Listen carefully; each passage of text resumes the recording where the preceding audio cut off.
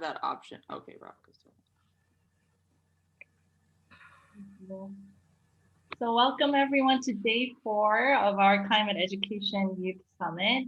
Welcome back to those of you who've been joining us this week. Thank you. And for those of you who's joining for the first time, welcome. We're really happy to have you. My name is Heian Shin. I'm the Education Advisor with the Center for Sustainable Development at the Earth Institute of Columbia University, here with Dr. Radhika Yengar and Tara Stafford Otansi from our education team. And this event is being hosted in partnership with the National Wildlife Federation of New York City, represented by Emily Fano, and the New Jersey Audubon, represented by Allison Mulch. So we're really grateful for the partnership that enabled us to bring the summit together. And the youth organizers led by Purva and Navya and Isabel, who are part of the program. So thank you everyone for making this happen. So before we start, we did want to share that we are recording the session. So if you're uncomfortable being shown, please disable your video and please keep on mute until we go into the Q&A and to the discussion session. And throughout, if you have any questions for our panelists and speakers, you can put an and their first name so that we could catch those quickly when we go into the Q&A session. We also wanted to share with you something that you can start using now, which is our forum. And this is active this whole week so that you can use this along with the sessions to post comments, ideas, opinions. Many of you had great questions throughout the sessions in the past few days. So please feel free to post this. And this will be important because tomorrow, for our last day of the summit, we have an action planning session day where we're revisiting those ideas that you had and the questions you had. So please feel free to use them. And for those of you who want to stay connected and engaged with this network, even after the summit, please check out the Eco Ambassador Program. It is run out of the Center for Sustainable Development. And we started this program as a means to merge science knowledge and combine that with community engagement and action. And through this program, lucky for us, we got to engage with real leaders in the sustainability field, including our panelists today. So please do stay connected with us. So we are at day 4, and we started this week by hearing from the First Lady of New Jersey, Professor Jeffrey Sachs, who champions the Sustainable Development Goals to the international community. And then we got to hear throughout from the youth leaders, teachers, and practitioners. For those of you who missed the earlier sessions, the recordings will be available at the YouTube channel that you see at the bottom. So please feel free to check those out if you want to go back and revisit that. So with that, we'll dive into today, which our theme today is communication and arts for climate action. And I think we can all agree that climate education is no longer just about learning the sciences, but really communication and arts are critical to share the message and to share that awareness and knowledge and what we know. So we hope the discussions today can help shed some light on that. And I think for our panelists today, one thing that binds them together is really their commitment that they show to connecting people and really connecting communities. And they are true explorers and artists at heart. So I wanted to introduce first our co-moderator for the session, Christina Ng. She's the current fashion student she's an aspiring designer and the current fashion student at Parsons School of Design in New York City. And from a young age, she was determined to make her start in the fashion industry. So her ambition and passion to integrate herself into the fashion world have compelled her to take up on various internships throughout the early years of her education. So in the past, she has worked with companies like Sandy Liang, Arrivals to V Magazine, and the Council of Fashion Designers of America. And her most recent endeavor, which she calls Lab to Fashion, explores how the world of science offers inspiration to the innovative minds of fashion designers. So through her work, she hopes to bring research to the runway and to provide a platform where both emerging designers and scientists can coexist. And I know this will be of special interest to some of you who have expressed a lot of interest in the arts in the earlier sessions this week. So for our first panelist, we have our esteemed journalist, Andrew Revkin. He is one of America's most honored and experienced environmental journalists. He's the founding director of the Initiative on Communication and Sustainability at Columbia University's Earth Institute, and you'll get to hear more on that today. And he's building programs, courses, tools, and collaborations that bridge communication gaps between science and society to cut climate risk and boost social and environmental resilience. So he has written on climate change for over 30 years, reporting from the North Pole to the White House, to the Amazon rainforest, to the Vatican, mostly for the New York Times. And he has held position at National Geographic and Discover magazine, and has won top awards in science journalism multiple times, along with the Guggenheim Fellowship. And he has written acclaimed books on the history of humanity's relationship with weather, the changing Arctic, global warming, and the assault on the Amazon rainforest, as well as 3 book chapters on science communication.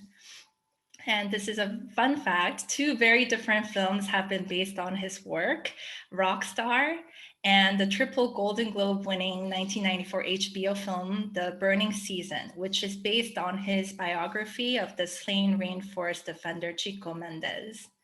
And he is an artist not just for his writing, but as a musician too. So as a lifelong musician, he was a frequent accompanist of Pete Seeger and a performing songwriter.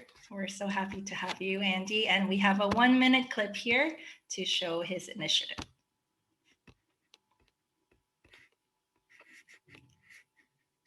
It's a question that transcends the environment. It's like, how do you make information matter?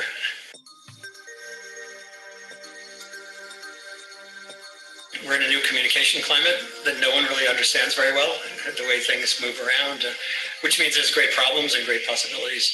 So at the Earth Institute, I'm launching an initiative on communication and sustainability.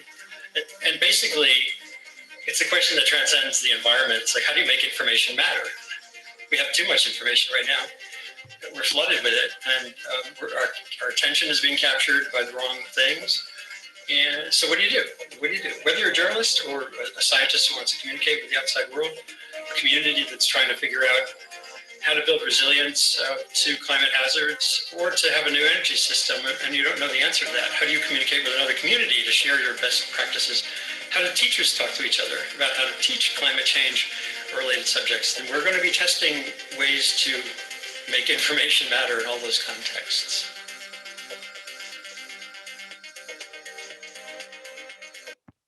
I think just from watching this clip, some of you might already have questions for him. So if you do, please start asking him questions in the chat box. Feel free to use that. And our second panelist is Joachim Goes. He's a Lamont Research Professor at Lamont Doherty Earth Observatory at Columbia. And his research focuses on understanding how ocean ecosystems are responding to climate change. So he was born in Kenya to parents who formed part of a large diasporic community from a Portuguese colony in India named Goa. So you'll see that link between his name, Goes, and Goa. And he has been fully immersed in international education as a student who has studied in India, Japan with a doctoral fellowship. And he's a true explorer with experience in conducting research in Japan, Hawaii, New York, and literally the middle of the ocean. I know some of our Earth Institute colleagues can attest to this, because sometimes Joachim would email us and say, sorry, I was in the middle of the Atlantic. Now I'm back. A year into his postdoc, he was appointed as a senior research scientist, and he is currently using his background in biochemistry to study organisms at the cellular level, but linking it to address large-scale climatic questions. And he has pioneered ocean biology work in relation to UV radiation when it wasn't known very much. So some of his research topics include carbon cycling in the sea, climate impacts on marine ecosystem, the socioeconomic implications of that, and microplastics in the aquatic system. And he mentors many students in his lab at Columbia and at sea. but he especially enjoys working with high school students, some of whom have won the national and international recognition for their work in his lab. And he has published over 120 peer-reviewed papers, and many of them have been featured in esteemed magazines and newspapers, including the Public Broadcasting Service as well. And here's a 1-minute clip of his research.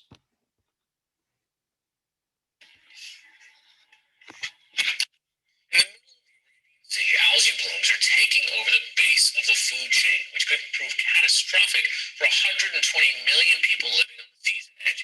Joining me now to discuss this growing problem is Joachim Ghost, research professor at Columbia University's Lamont Doherty Earth Observatory in New York City.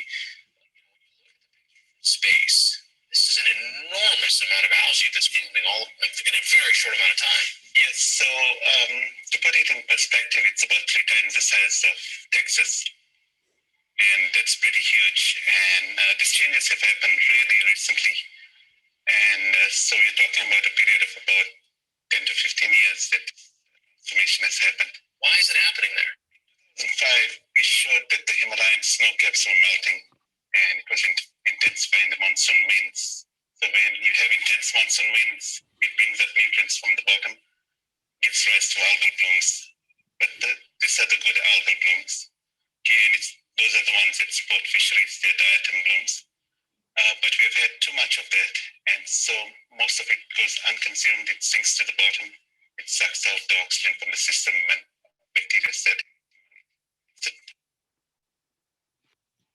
Our third panelist is Valerie J. Moore. She's an accredited professional in leadership in energy and environmental design, building design and construction, and a certified house designer and consultant.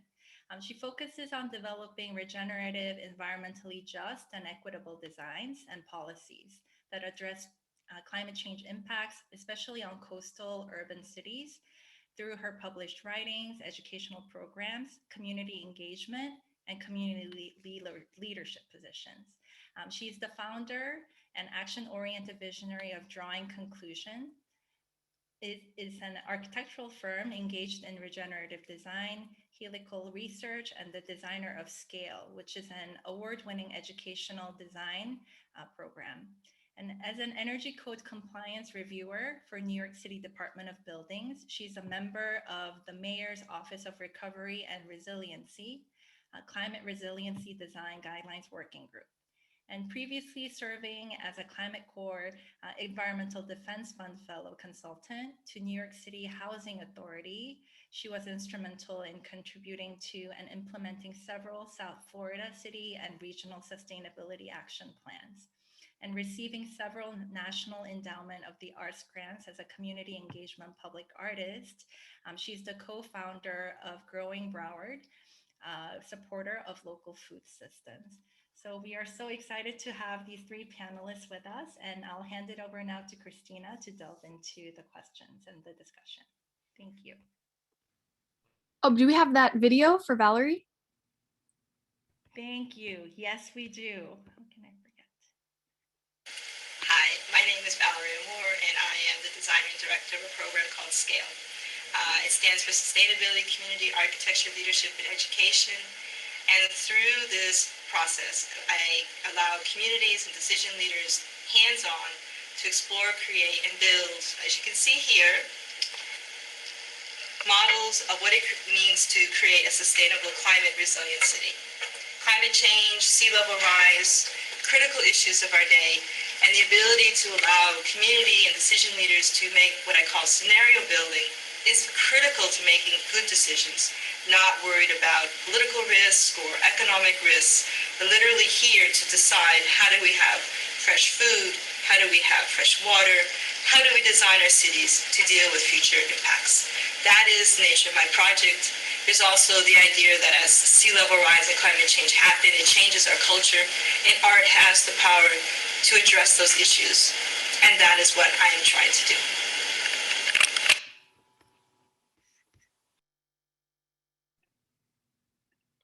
That was great. Thank you so much. And thank you, Hayin, for those amazing introductions to myself and the well-accomplished panelists that we have among us tonight.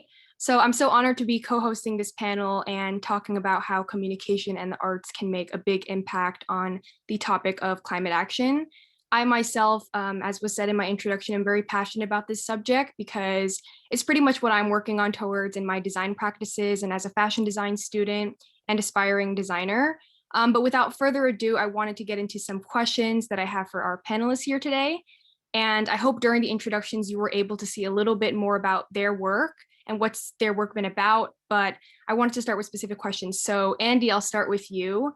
What was your reason for starting the initiative on communication innovation and impact at the Earth Institute?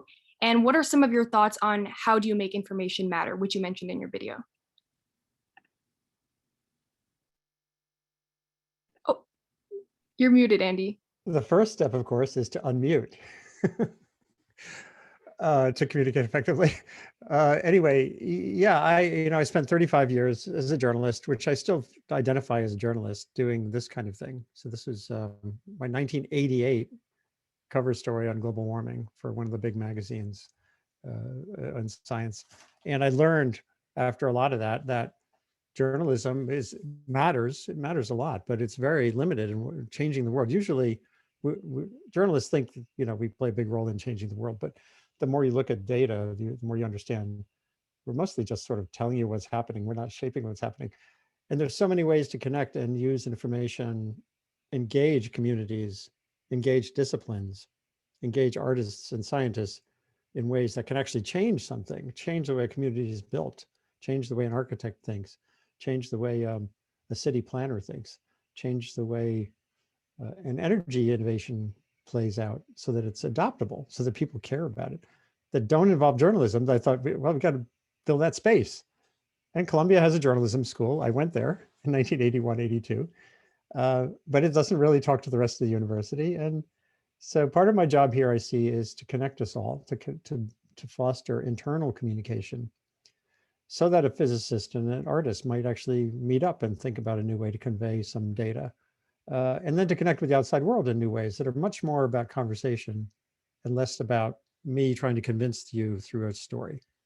So that's, I've been here about a year. COVID happened.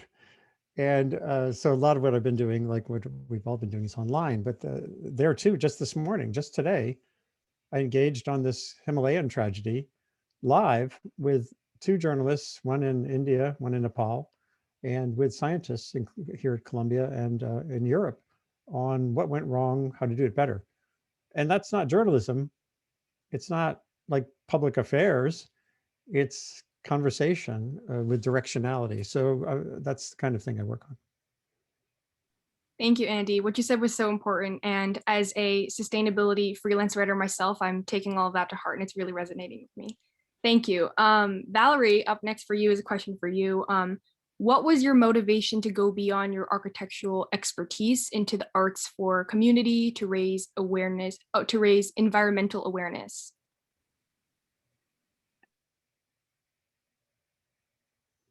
I also have to unmute. Okay, you can hear me.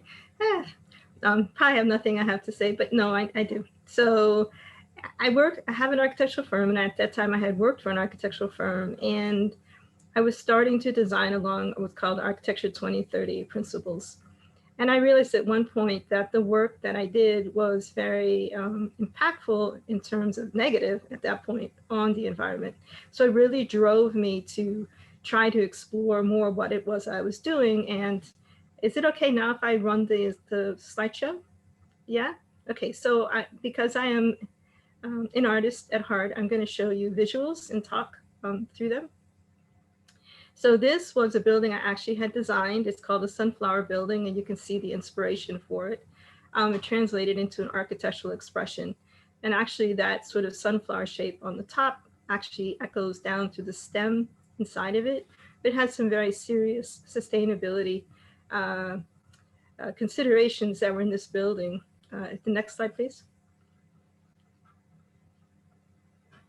So you can see it from the backside. It included piezoelectricity, it involved water capture, it involves an urban farm. It didn't just deal with sustainability, it dealt with all of the issues that might be urban.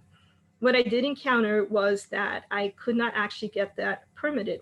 It was too far off the grid. For example, everything that was on the site had to take care of itself. So any water that it captured or energy, it had to produce its own, had to manage its own waste, way beyond anything that code, zoning, or anything allowed. And so I was frustrated. And so I decided, though, to maybe just see what else I could do. So next slide, please. So people in the neighborhood that I lived in, this was actually, I don't live in South Florida anymore, but this was called the flip-flop tree. And people in my neighborhood sort of looked at this with, like, what is she doing? But it just started to collect flip-flops, and it became sort of a community engagement exercise. It had no deep philosophy at this point, other than it was totally random.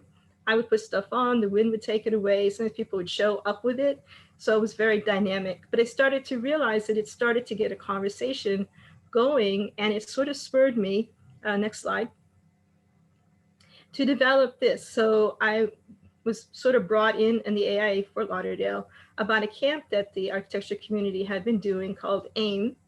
And I decided after the first year to reinvent it into sort of my own language, because I think it was missing the green and the leadership part of it. So I renamed part of it to Architects Leadership in the Making. And I did a summer camp. These are some of my first students. Next slide, please. So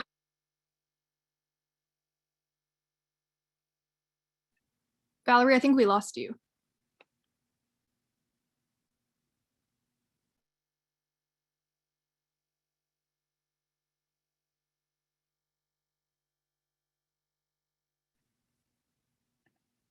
I think something may have happened to Valerie. Valerie?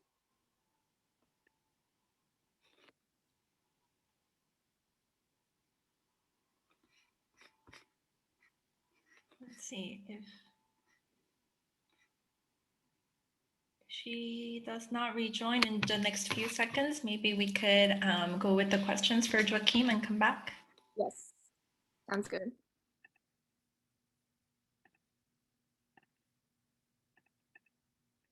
Okay, yeah, I think I'm going to move on to Joaquim's question, and then when Valerie comes back, we can go back to the amazing slide that she had prepared for us. So Joaquim, last but certainly not least, how have the science-focused student research in your lab evolved into a tool to communicate broader messages? Yeah, thank you. Thank you for the opportunity to speak today. It's a great pleasure to be amongst this august group of people. But before I start, I would like to say that your sister was one of the most interesting students that we had from high school. And she was the first one in our group to win the Intel Science and Engineering Fair competition. So she joined us when she was really very young, actually. I think she was just in the first year of high school, Christine? Yes. Yeah, and yeah, so, you know, but we have been having students for a very, very long time. And as Ian described, I teach graduate, undergraduate students, as well as postdocs we have in our lab. One of the most interesting and most fascinating aspects of my research has been working with high school students and even students who are younger. And the reason I find it fascinating is that because they go home and they communicate what they learn to their parents. And you know, from there, this information flow actually goes to the little towns that they have in their neighborhoods, and then it grows up into a movement that goes up to the town halls, where they help you know, shape and inform policy. So just as an example, 2 years ago, we had a group of students from the Uncommon Charter High School system, and they wanted to study about plastics in the ocean. And so we had done this project with undergraduate students, but really the information flow is only stuck in either their thesis projects, and it never gets to the outside world. But with these students, I found out that they went home and they were speaking to their parents. And I'm not sure whether this is something to do with a 21-year-old not being able to communicate with their parents better than a younger person. But I think it matters a lot when you're young. They talk to their parents and they communicate what they learned. And every time they come to my lab, I find them, there's so much joy. They just want to learn. They're hungry for information.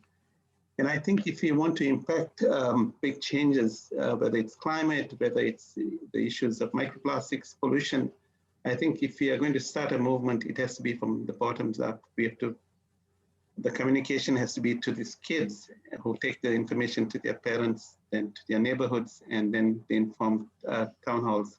So in the case of the Uncommon Charter School, we found out that when they learned that plastics were so harmful, it was in their food. For instance, we studied how plastics got into shrimp, which we just bought from the grocery stores around us. And when they saw the amount of plastics in the guts of the shrimp, they were so shocked. What they went is and did is try to convince their school system, the superintendent, that they should stop using plastics in their schools, in the cafeterias. And you know, they were thinking of innovative ways of replacing whatever plastics they were using in school with something that was more sustainable. So it has been a joy working with the students, and I find that I communicate my science better through these younger people than to either graduate students or postdocs, where the information doesn't flow to the intended beneficiaries of this information. Thank you for sharing, Joaquin. I've had the pleasure of visiting your labs last semester, and seeing all of that firsthand was truly amazing. So thank you so much for sharing. And Valerie back. So. Okay, let's try this again. So this is the AIM summer camp, and this was us making a model, and I was trying to say we had certain principles. One of them is that all materials that are there are from recycled materials. We actually used absolutely nothing new. It was based on urban planning, and it was to have a certain goal, and this was just basically to show sustainability. Next slide, please. What was critical, though, as part of what we were doing is we really wanted to connect into the community. So these are pictures of us being more involved in. On the top left, we actually took a plot that was near us that was completely just dust, and we turned a community garden. And we also learned about art. The bottom one is a recycle center that was near us. We actually went to visit to get all our materials. And then we actually started to win awards. We won an award for this model, and we also actually were called up by the AIA Florida to submit a video, and we won with that as well. This was all youth-powered, youth voice. I did not actually contribute to the video itself. Next slide. So this is, again, I kept doing this, but it was always only a 1-week camp. And originally it was supposed to be from ages 8 to 15, but I started to partner with FAU, Florida Atlantic University. So we started to match our programs to each other. I also was asked to do it younger, to 5 years old, which I thought was too young. Found out that was not true. Just to let you know, high school students, that 5-year-old definitely beat the butt off of a 15-year-old, because he just went to town and the 15-year-old was busy on her cell phone. And so once we kind of had one present to the other, the 15-year-old went back and actually did something. So do not underestimate even your younger counterparts, because they are amazing too. Next slide, please. But I decided that that wasn't enough. And also I was being a little bit cramped by what the AI wanted me to do. So I actually decided to create my own education program, which is SCALE.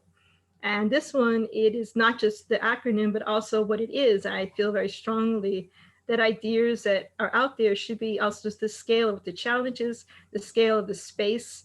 You're really starting to talk about that. So in the next slide, you'll see some students who were there, and we always use, again, only recycled materials. I actually found out that sometimes when they take their stuff home, that the parents were throwing it out. So I made them sign a guarantee that they would recycle it or give it back to me, and I would actually pick it up, because it was counter to what we were trying to do. But they were imagining, what could a bottle cap be? And these got very, very creative. Next slide, please. So in this one, in the right-hand corner, what we decided to do was expand, or I decided to expand, really how do we look at what we were doing. And in that one on the right, this was a very interesting exercise that they had to sort of talk about who all the stakeholders might be in the city. But I only gave them one piece of paper. And of course, they gave me lots and lots of names, and I kept putting them in, and they got smaller and smaller and smaller. And one of the campers said, well, let's get another piece of paper. And I said, no. And one of the students said, I know exactly why she's saying no. And I said, why is that? Oh, I love brilliant things. And she goes, because that's all the space the city has. We have to fit everyone in. I was like, bingo. So we started talking about urban planning and density. And if you can see down the bottom right, I don't know if you can read it really well, we started getting more focused about how did we approach the city. We talked about it from a contractor, subcontractor perspective, in more of a political side to it, a cultural side to it. Again, more models. And then the bottom on the left, I decided we needed more community involvement. So we did a lot of field trips. We helped within the community garden. We also made a community garden of our own. And at the bottom, we were partnering with called the STEP program, which was very important to be able to take this to now more of an adult audience. It wasn't just for children. This was definitely for anybody and everybody, especially for decision makers. Next slide. So this is where this was part of the contractor week. We actually designed and did to scale what space was in front of us called Little Green Library. And I had them draw up the plans and put in what they were going to do. And then at the bottom left is what they would have painted, the rain barrels. Unfortunately, we didn't have time to do that, but we wanted to. And then in the right, we actually had the community come in and help us plant this garden. And then the neighborhood realized that the food was there. So we encouraged them to come and either pick the food. And some of them got a little bit more interesting, and some of it actually disappeared, but we figured it was okay because they were eating it. So it still had a positive effect. Next slide. This is two people that were in my different summer camps.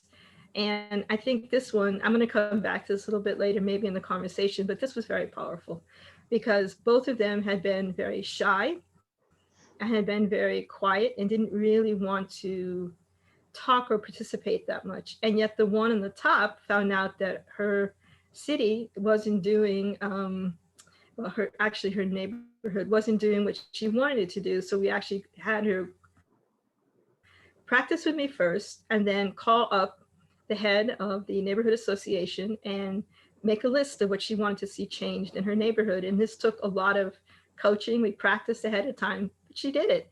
And she actually got things changed. And the one on the bottom was 100% terrified that she would ever have to talk to anyone, including me. Here she's on a stage of about 4,000 people listening to her. And she talked, and she also became the symbol, the photo for this 7-county regional initiative for youth. And she was thrilled. So it was great. And next slide. So all of this kind of culminated. So I said, well, okay, this is similar to what you're doing now. So I thought this was very appropriate, is we had a summit and we put it together. I started to partner with more organizations and we said, what do we want? So similar to what you're going to do on Friday is what we did. And we presented. So I said, well, okay, since this went so well, let's take it further. So the next slide. I got contacted by the Museum of Discovery and Science in Fort Lauderdale, and they always did what was called this Design Nation, build a city out of cardboard boxes. So I walked in and said, cool, I'd be more than happy to do this. We did it for several weekends. The first thing they did was try to tape off streets. I told them to take that back because we don't support any fossil fuel. And unless they were going to provide something that was renewable, we weren't going to do that. And also streets define neighborhoods, and we also weren't going to do that. And they scratched their heads and said, okay, do your thing. So we did. So next slide, please. And this one, though, I was trying to then bring what I was doing to actually elected officials to city government to say, let's actually change how we do. You know, this has been a nice exercise up to now, but I want it to be more impactful. And they very politely let me come into their city commission meeting. We talked about it. They nodded their heads and then proceeded to do probably, as you can assume, absolutely nothing. It's like, okay. So I was frustrated at that point. So I said, well, okay, I need a bigger voice. So next slide. So what I decided to do was to start to apply for this community engagement public artist programs that Broward County had put out there, funded by the National Endowment for the Arts. And so I actually got 3 of them. Each one got bigger and bigger and bigger. And I don't have the time or the space to show you this. For me, I alone could do a whole program as to what I did. But this was one of the first ones that I did. And it was trying to promote local food production and producers. So I came up with this: feed your creativity, art to heart. Next slide. And so we decided to not only talk about that, and there's a lot to this particular grant. There was a lot to all of my grants, but this one, I actually ended up going from this to making a parade, which we called Applause. I actually made t-shirts. We showed a map where all these producers were, and we walked it with the sculptures that you see on the right. I actually found all these old bicycles, turned them into sculptures, and then had the community come in and paint them. And trust me, as an artist, we know exactly how we would like to have this painted. And nobody ever painted any bicycle the way I wanted to. So I had to sit there and sort of, like, why'd you do that? And yet I think each one of them was perfect. So we went and we actually installed the sculptures into these gardens. And then we also put the stakes about edible landscaping should be here. We're making a comment about land that wasn't being used. It could be used to produce food. We actually put one right in City Hall and it was removed. I watched it, was removed within 24 hours, which is too bad. Okay. I don't know if they're always happy with what I was doing or not, but they were like, oh, it's Valerie again. I guess I was something into there. I don't know what it is. Next slide.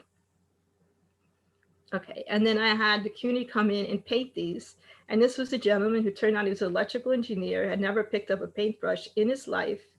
And he refused to leave to go to dinner, even though his family was begging to him after 4 hours of painting because he wanted to finish. He was completely vested. He didn't want to leave and he loved it. So if you don't think it makes an impact, it definitely does. I have found that the arts is the best way to get people to open up and to talk about climate change. It seems to be less loaded with any kind of connotations. People think it's fun and playful, which I've been told a lot. Though when I've done these things with adults at serious workshops, which actually this spurred what is I now do with the mayor's office, the climate resiliency design guidelines, which are very serious, came out of the work that I did here. And so this can be a very powerful impact, and it's not just for kids. When I did it for adults, they said, oh, we're going to cut and paste today and play. And I'm like, yeah, but it's not that, it's not what you think. It's so when I got done, they went, oh, I got it. It's like, yeah, if you're going to talk about sustainability and climate change, there needs to be a lot of connections that are going on and you're not doing it. So next line, I don't want to take too much time, but this is where I ended up coming up with the idea for the framework that the city has now adopted, is the sense of we have to design for the future. And so these are both of my programs together. I think the one on the right is probably the most interesting because that one actually, the design idea was to see if I floated out in the middle of the ocean, if I were totally self-sufficient, what would be the most critical issue that I would have to address? And I always thought it was production of food. And it turned out in our exploration that no, it was actually management of waste, which I was surprised. And then the last one is just basically beautiful. Somebody took the word art and actually put it into this sculpture on one of the models, which I thought was just charming. And I did not direct anybody how to do what they did. They simply had materials and they explored. Thank you so much, Valerie. And thank you for all of the visuals because I'm a very visual person. So that helped me a lot as well. Thank you all for sharing more about your work that we didn't get to hear about in the introductions. And now I just have some general questions that I would like to put out. And Andy, Joaquin, and Valerie, you're all welcome to chime in whenever you want. The first question I have is, how do you think communication and arts can be used to lead to not just knowledge building and awareness, but to behavioral change for climate action? Anyone's welcome to jump in. There's manifest opportunities. The one that comes to mind right away is when artists are actually doing work that contributes to remediating the environment directly. I'll give you, let me see if I can share this visual right here. So you should be seeing an image there. That was a 1970 sculpture by Robert Smithson, a famous artist who put this piece into the Great Salt Lake. Yeah, it's kind of, you know, it's interesting art. Didn't do anything. It actually disturbed the environment. But here's a piece by Stacy Levy, who's a Pennsylvania-based artist who I've done some broadcasts with and got to know her work. She was inspired by that other work. This is called Spiral Wetlands. And it's a piece of sculpture that's actually filtering pollutants from the water. It's living reeds that are assembled with scientific input and remediating the environment. So that it takes a step out. It's not even about storytelling. The actual work is remediating the environment. And there's many examples in between. Right now, there's artists who've worked with communities which have incinerators or they're designed, you know, to effectively turn waste into energy, who have made that not only cleaner, but more, you know, more acceptable to the community. So that's just one example that comes to mind. How do I unshare? Sorry, I'm trying to figure out how to unshare screen. On the top, is it? Yep. So of the ones that I showed, if you don't mind, I'm going to speak for a moment. When I showed you the stakes about the edible landscaping, that actually went into creating an agricultural ordinance for the city of Fort Lauderdale. Unfortunately, it didn't come out quite the way we wanted it to, but it definitely moved that conversation forward, as well as some of the art projects I did. One that I did not show, which was called originally A Railroad Runs Through It, which was a very, actually a very controversial one. Again, art-based. It talked about the railroad and its social, economic, racial implications in South Florida, which is intense, and how the railroad was an intimate part of that. And so when I did that, I was only supposed to originally deal with one city. I ended up dealing with 4. The responses ranged from someone asking me to not be a white woman and leave, and I was a little bit shocked, to another one who embraced it and talked about the problems that they had being both Native American and Black as well. And it went from being renamed to called Bridges. And so it led ultimately to a conversation that actually ended up renaming a Sistrunk Boulevard, which is an area of Fort Lauderdale that has some pretty serious history to it, very dark history. And nobody had ever wanted to take the name Sistrunk Boulevard and have it cross over the railroads to the west or the east side of the city. And in my bringing up, obviously it was painful and painful for everyone, including myself, but I felt it was a necessary conversation. They ultimately actually voted to extend the name of the street to the other side. And for South Florida to do that was historically, culturally very significant. And it was based because of the work that I had done and the conversations I had with the community. And that one wasn't just about the painting that you see or sculptures, that actually also became part of storytelling, which is a part of art as well.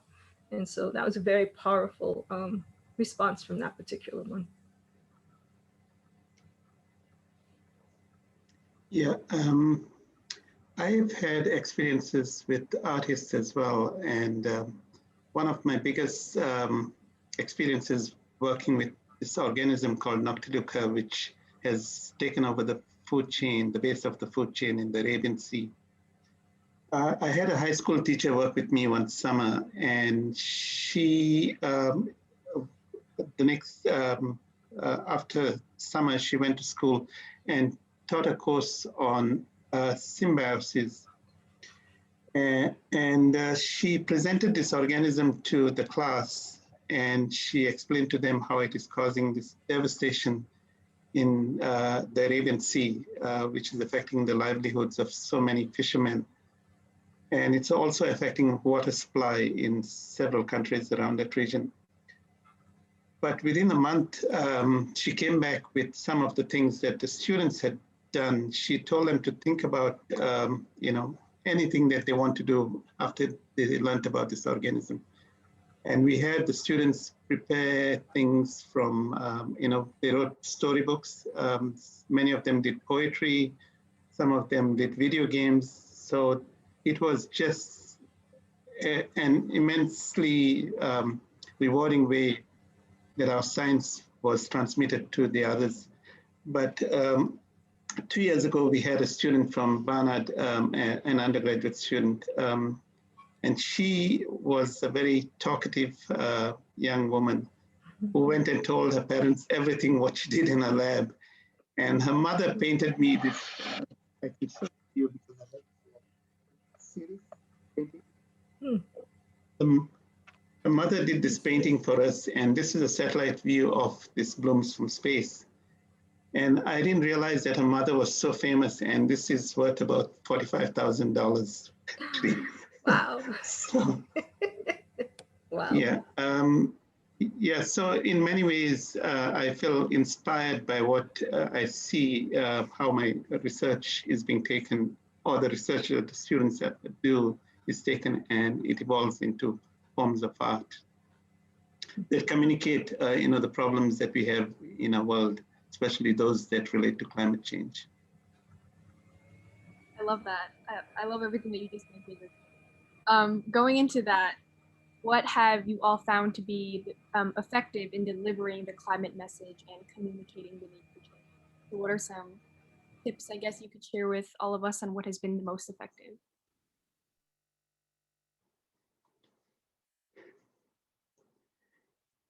So if you can go back to slide 12 on my PowerPoint.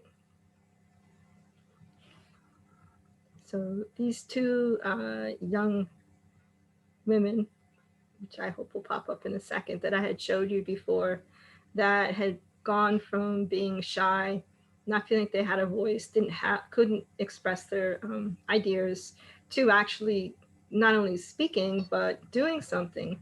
I think here was actually very important. And because this is a mixed age audience, I'm going to approach something I think is really critical. The reason, though, that they were able to speak is because it was a partnership between myself and them. What does that mean?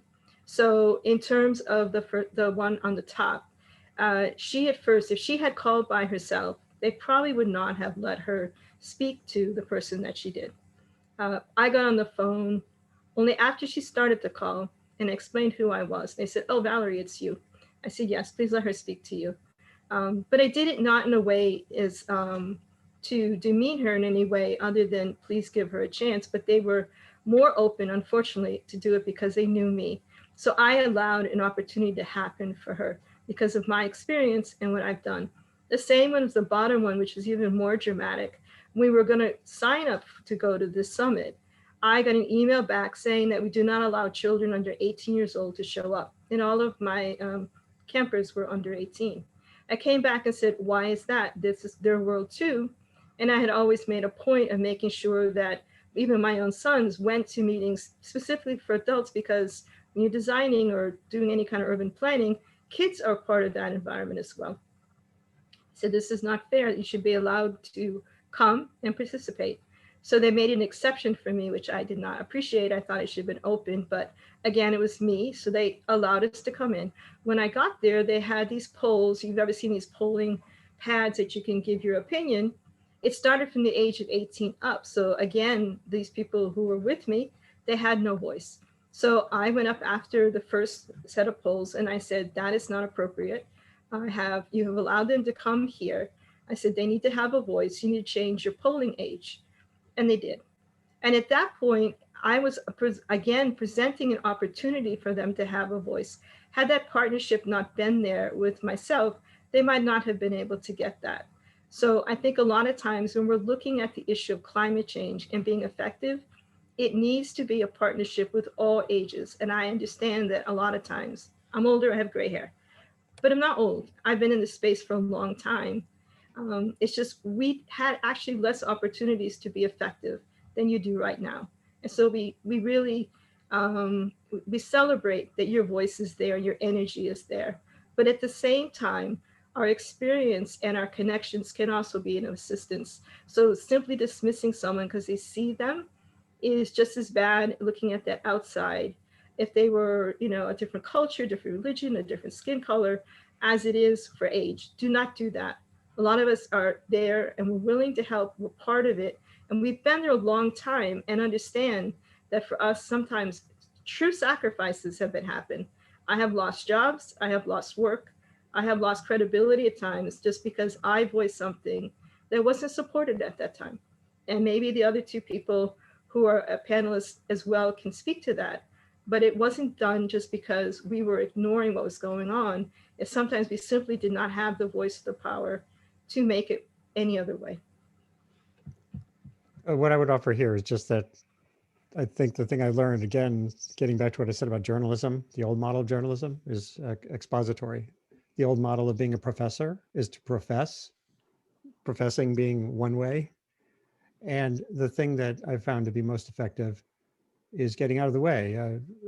The teachers on this line who know about inquiry-based learning, we need to do a lot more inquiry-based science and inquiry-based journalism where we're listening and optimizing, helping communities, empowering young people if you're older, handing the microphone over instead of being Walter Cronkite like we had in the 20th century, who would report the news to you. The platform that I built at Columbia for engaging audience, engaging conversations, not so much engaging storytelling. It's all about giving the microphone to others. Here, I just did a recent one with actually Pooja Iyengar, Radhika's sister, in India, in Bhopal, and another young woman in Kenya, and with Shia Bastida, who's a fantastic climate activist. But I'm doing this because I'm optimistic about our power to change. I'm very happy to not be the center of the conversation. I don't want to be the center of the conversation. Ability to come together. Finding I'm optimistic ways to about enable connectivity is this key factor to success. And no artist, no journalist, no scientist alone can do nearly as much as we can as a community, crossing disciplines, listening to social scientists if you're a physical scientist, listening to the community if you're a journalist, and not just waiting for the quote and telling it back to somebody. So that's the path that I find most exciting. My experience has been similar to what you say, Andy. Yeah, so we have found out time and again that you know, once you get the students in the lab and they understand the science behind anything, any topic, whether it's climate change, whether it is pollution, and once they have a grasp of what's going on, they actually can make a big change. You can see from this youth marches that we're having about climate change. About 10 years ago, we never had a Greta Thunberg. And today she's at the forefront and is inspiring kids all around the world. And I think kids, you know, are the driving force because they'll inherit this planet. And so trying to find ways to communicate with them and making them understand what is at stake is really helpful. In my own hometown in Goa, we have 3 huge projects that are very environmentally destructive. This has been going on for about 5 years, and nothing was happening until the youth stepped in, and this movement has taken a completely different turn. So I do believe when you know, you try and communicate your science, and then you step out of the way and let things will evolve by themselves, and change will come about. Thank you, Juju. And going into that, I think all of you touched on the power of communities. Touched about it on before and what you said. So I have a question as to what do you see as the role of communities, and how can communities become more involved in the communication and arts for climate education?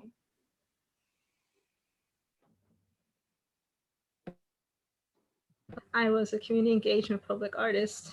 I can kind of respond to that. I would like to mention in education, I really would like to see a STEAM rather than STEM approach to what we're doing. I think the arts are very, very critical to be part of this. I think STEM alone is not sufficient. So that's just one. Community engagement is really, the community I actually found was very engaged in terms of whatever I proposed. I got a lot of support, a lot of involvement.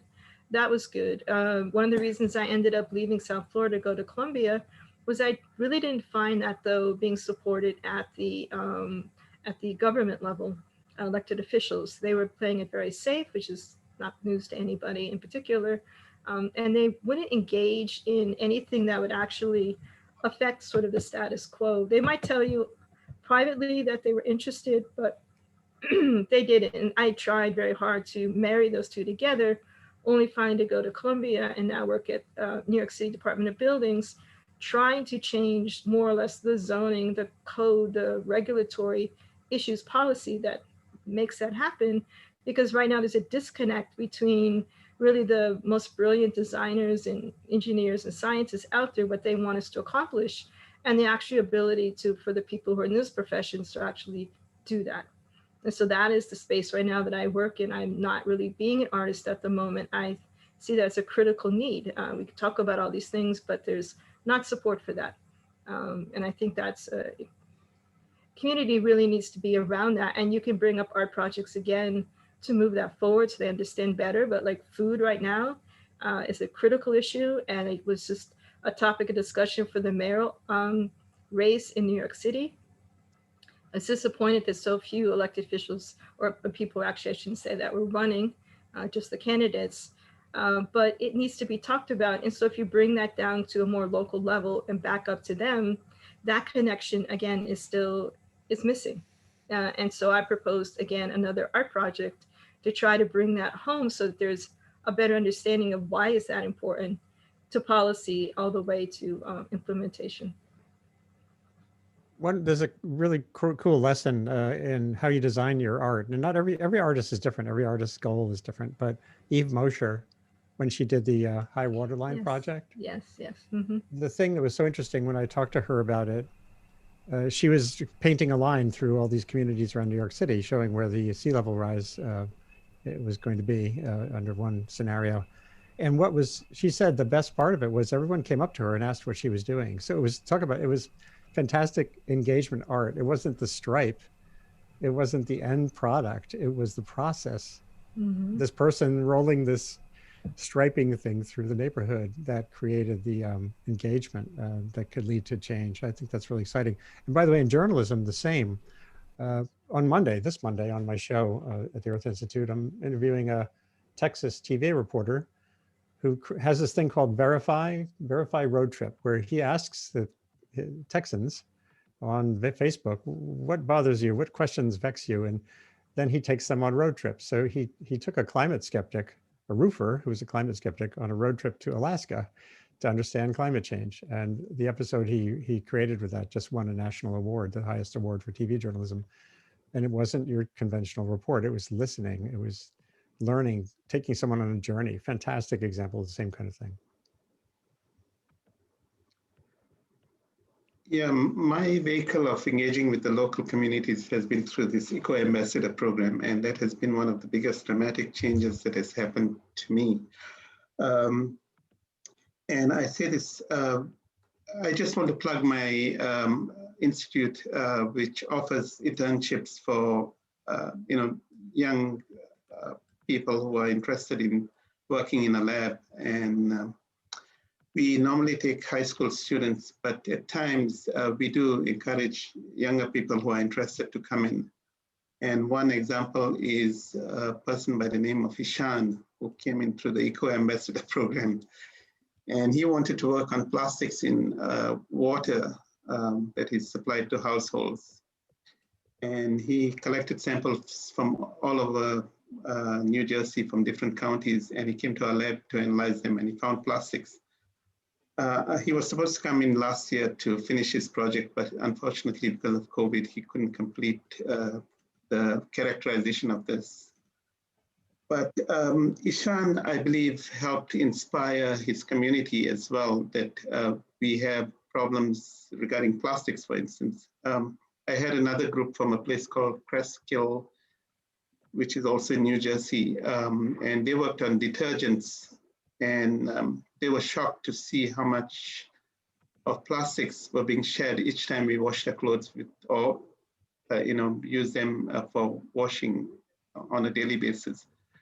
And they realized that these plastics that were released into the environment were actually gathering, they were becoming rafts or vectors for transport of pollutants like pharmaceuticals, heavy metals, pesticides, and they were getting into the food system. So once they understood this connection between simple washing of clothes at home, they were able to go and convince their parents about the choice of the detergents that they were going to use. And they were able to tell their communities. So again, I see kids as a vehicle for conveying information to and bringing communities together around a common problem. So I put in, I'm sorry, I put in real quick an artist who works in New York City called Aviva Ramani. And her artwork actually is called The Blue Trees, and she's done a lot of expansion of that. But she actually has a legal case for painting of trees to try to protect them from development. So she's not just trying to get community engaged, she's actually trying to change how art can actually protect something, which I think is intense. So I put it in there. I can't seem to find a link for her right now, but I would definitely encourage you to look her up. Thank you. Yeah, there were so many great resources shared. And Joaquin, what you were saying about the detergents and the microplastics, it actually urged me to purchase the Cora ball, like that you'd put into the when you're washing your clothes to filter out the microplastics. So yeah, but I think that is the end of all of our questions, and we're gonna move on to some Q&A questions.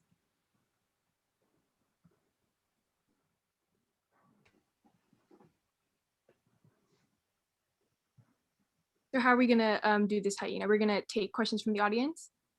So there were some that were listed, so we can go with the ones that the attendees have already given in the chat. And please, we're going over time a little bit, but please feel free to write any last minute questions you have for our panelists. We can go through just a few of them.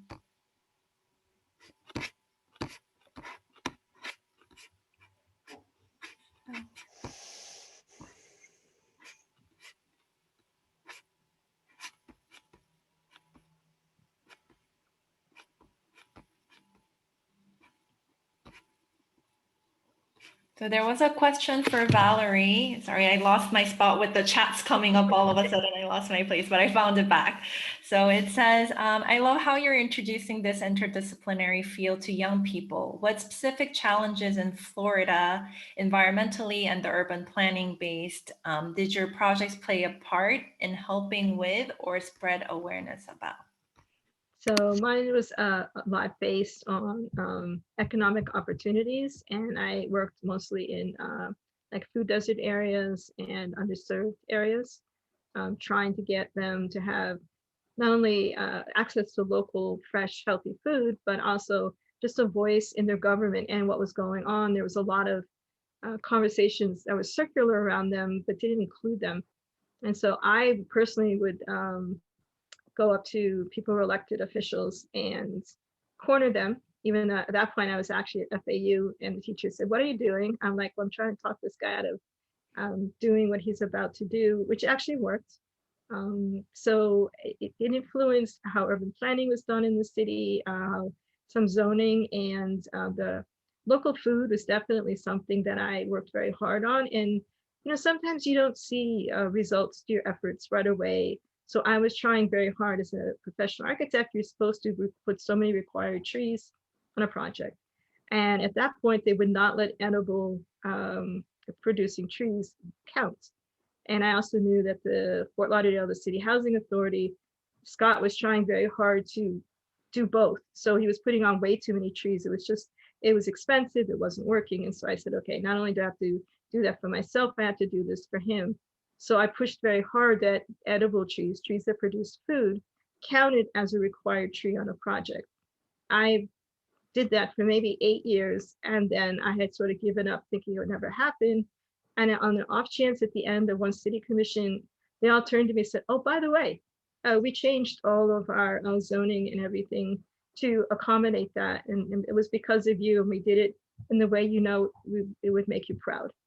And I just sat there stunned, but I was very glad. Definitely has moved the local food. And also, for anyone else who knows Florida, you could not have a garden in your front yard, which again, I championed and said this is not acceptable. And I was one of the main people who pushed really hard on that. And finally, there was actually a test case that went to court. It got overruled. So now that you can, but I was definitely a huge part of making that happen as well. So these ideas that you have to follow them through, and sometimes they don't happen as quickly as you would like, but that was major. Great, thank you. Yeah. There was a question here from Tasneem, which was wondering about the impact of COVID on the climate change action. And just given the scope of our panel, if I can kind of also add to this question, maybe, and Andy, Joachim, you can maybe speak to this a little bit with the conversations you've had at Earth Institute and Lamont as well, is what do you think has been communicated well about COVID-19 and any links to climate change action, or what are some of the gaps you see, since we are living in the era of COVID-19, if I can phrase that question that way?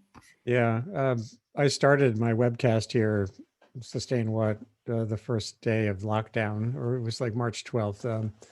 And a big chunk of my sessions in the early weeks were on COVID-19 and communication. They were mostly on the negatives, because a lot of things weren't working, not just the Trump administration, all across the landscape, people were communicating in flawed ways.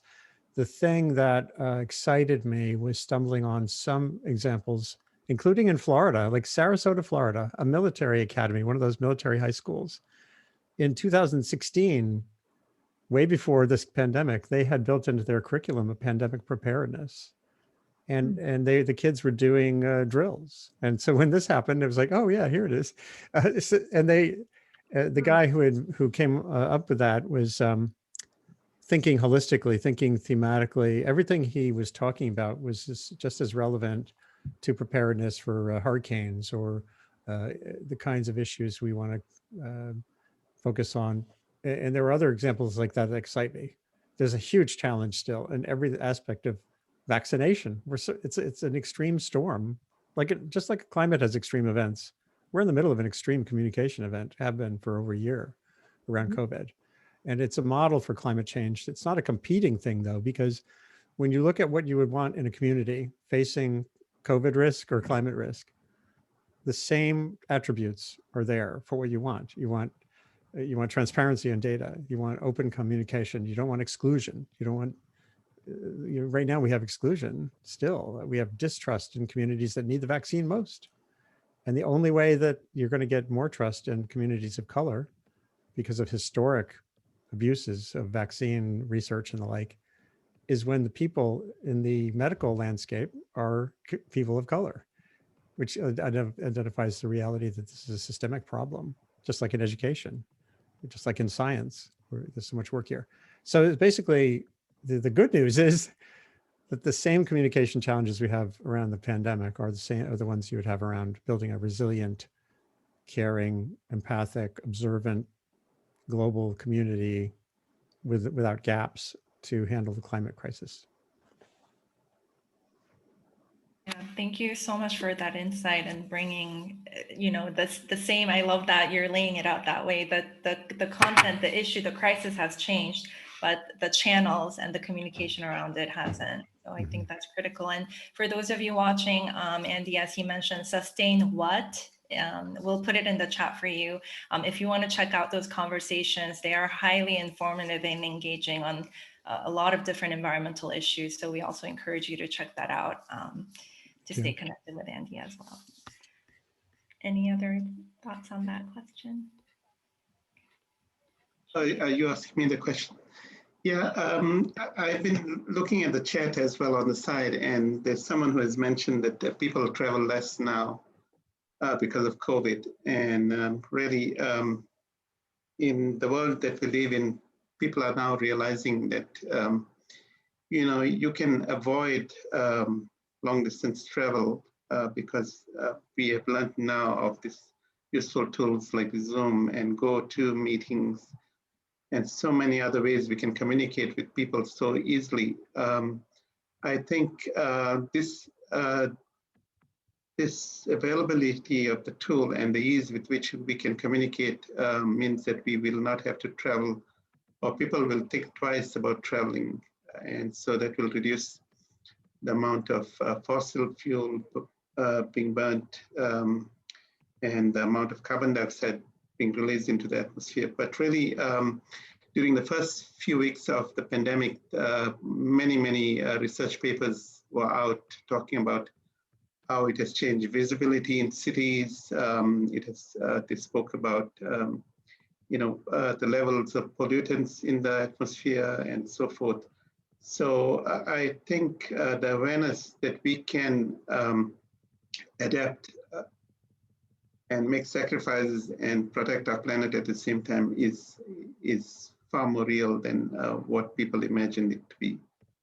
Because in the past, people just talked about not being able to do without travel, but now they realize they can do without travel. So this is a good thing that has happened. Yeah, it has certainly made all of us creative, I think, in many ways, for sure. I think, unfortunately, that is all that we have time for today with the panel. Thank you again so much, Andy, Joaquin, Valerie, for sharing your work, your insights, and your thoughts. And we hope to continue to stay connected with you.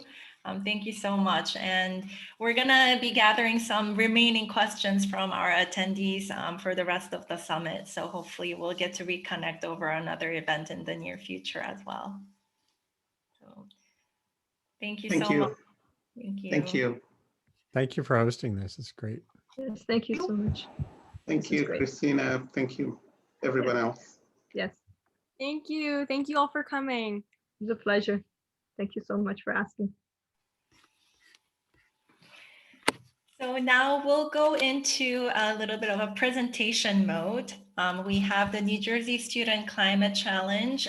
They have a presentation ready for us before we go into the workshop portion of today. So with us today is Heather McCall, who's the Program Director of Sustainable Jersey for Schools, and Andrea Drews, who's with the Department of Graduate Education Leadership and Counseling at Rider University. So please, the floor is yours. Thank you. So I'm going to start us off. As was alluded to, I'm Dr. Andrea Drews. I'm a professor at Rider University. Done a ton of work about involving teachers in climate change education, and I'm so excited to see so many people on and interested in this type of event. So yeah, I'm one of the organizers for the New Jersey Student Climate Challenge, which I encourage you, I think I can drop the link in the chat as well. But definitely recommend everyone to check out the New Jersey Student Climate Challenge. There's the bit.ly I just dropped in the chat. But we have two main parts that we're going to be focusing on with our event. The first is a more education-oriented type of event with the summit, and then an action-focused climate contest, which lots more details are at that link. Go ahead and go next slide. If you could go, thank you. So the climate summit, yep, that one, good, thank you. The climate summit starts very soon. It's just on February 23rd and runs through March 22nd. Teachers from any content area can register their classes or environmental clubs or any kind of youth action club can participate in the live sessions. I'll talk in a minute about the eligibility requirements, but we're also going to be posting all of our recorded sessions online on the Sustainable Jersey for Schools website after the fact. So those resources will be available for everyone once we can, or within a day or two after each session. Slide. Our audience is probably what many of you are, middle school and high school students and their teachers.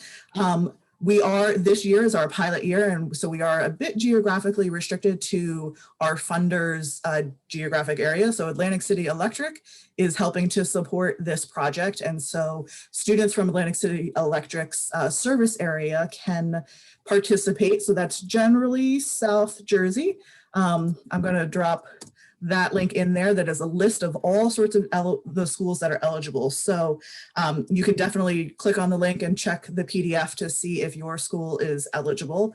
Your teacher would be the one to register, but as a former middle school science teacher, I would welcome a nudge from one of my students if they were to find a really cool climate event that sounded interesting to you. So it's always good to nudge your teachers if you want to get involved in this project. We do expect to expand statewide across New Jersey next year. So even if you're not geographically eligible this year, we hope to have you join us next year. Some of the sessions, thank you, that we'll be focusing on this year are some similar ideas as likely you've seen this week, but also some ideas about how climate change is impacting the state of New Jersey, some interesting connections that you may not have thought about that relate to climate change.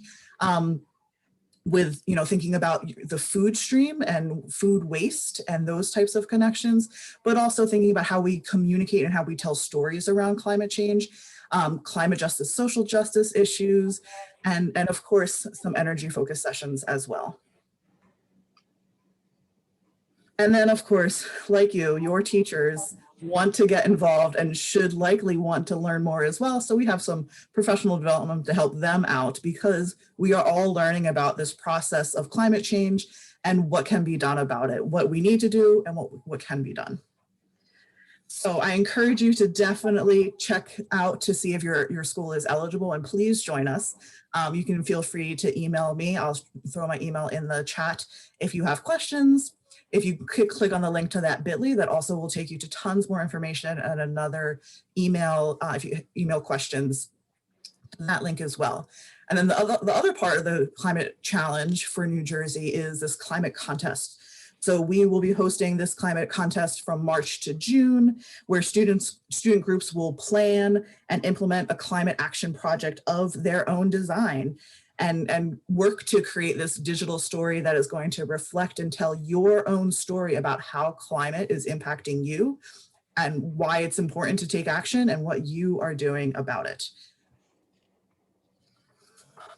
So we have tons of students participating already, like this student Natasha, and they're participating because they want to learn more about how climate change is affecting the next generation, like many of you, and what can be done about it now to create a better future.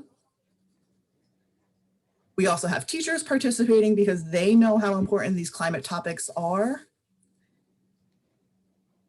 and that youth, all of you, can be agents of change for this very important type of civic action.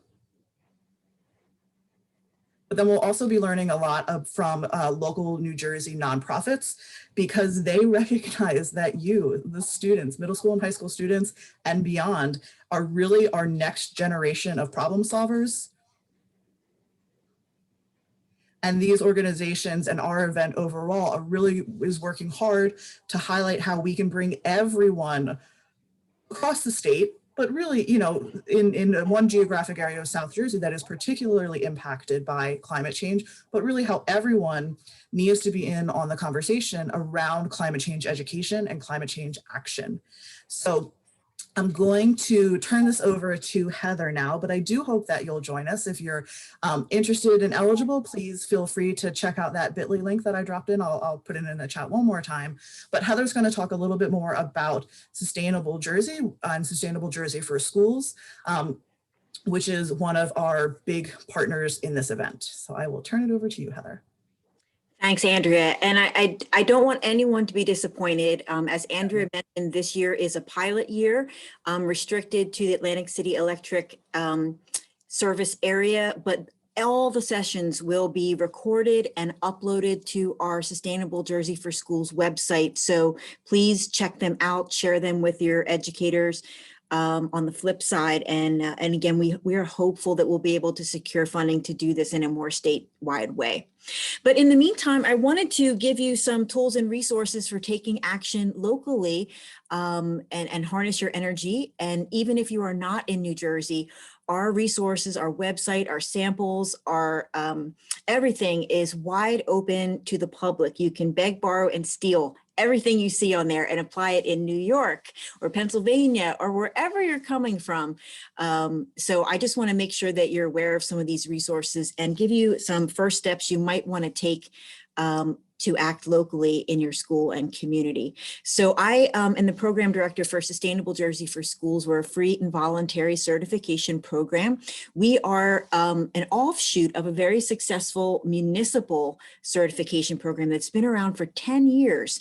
And 80% of the towns in New Jersey have these green teams of community members who are acting locally to make a difference and help us reduce the overall climate impact of New Jersey and reverse these negative trends. So I encourage you to go to sustainablejersey.com, look at the community where you live on the map of participating communities, find your green team on that map. There's contact information for your local green team representative.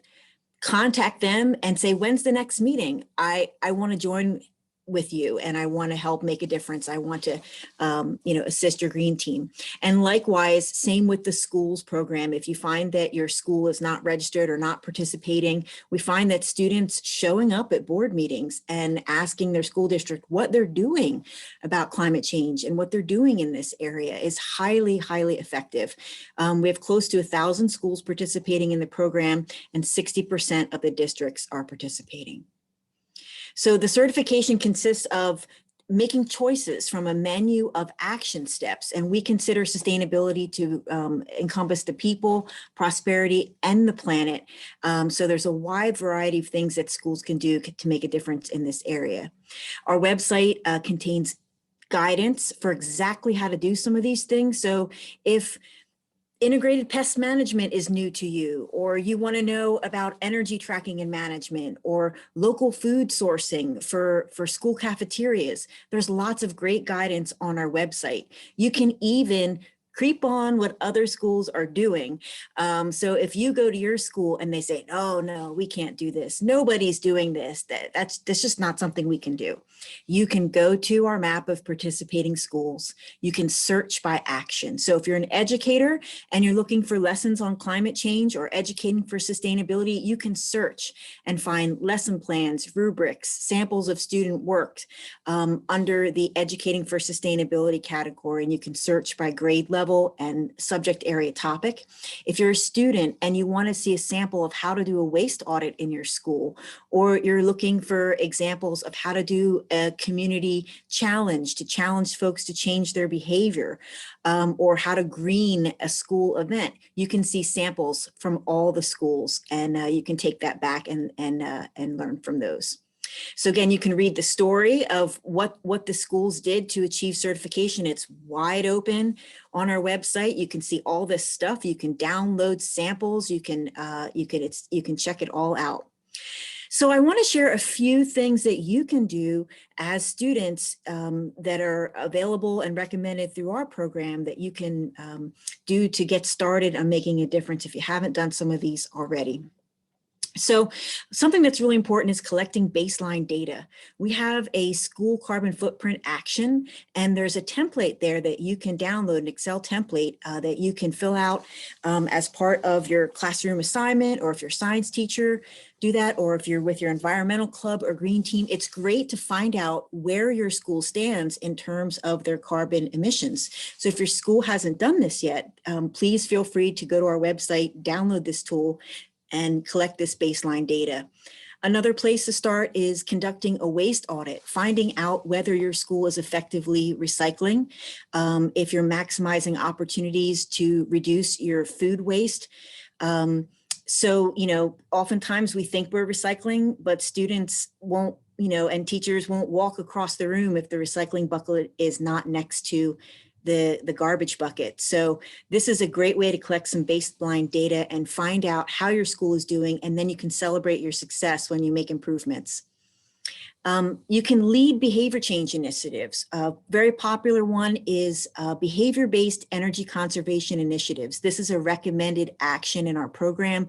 We have schools implementing the Power Save Schools program. There's the Kilowatt program.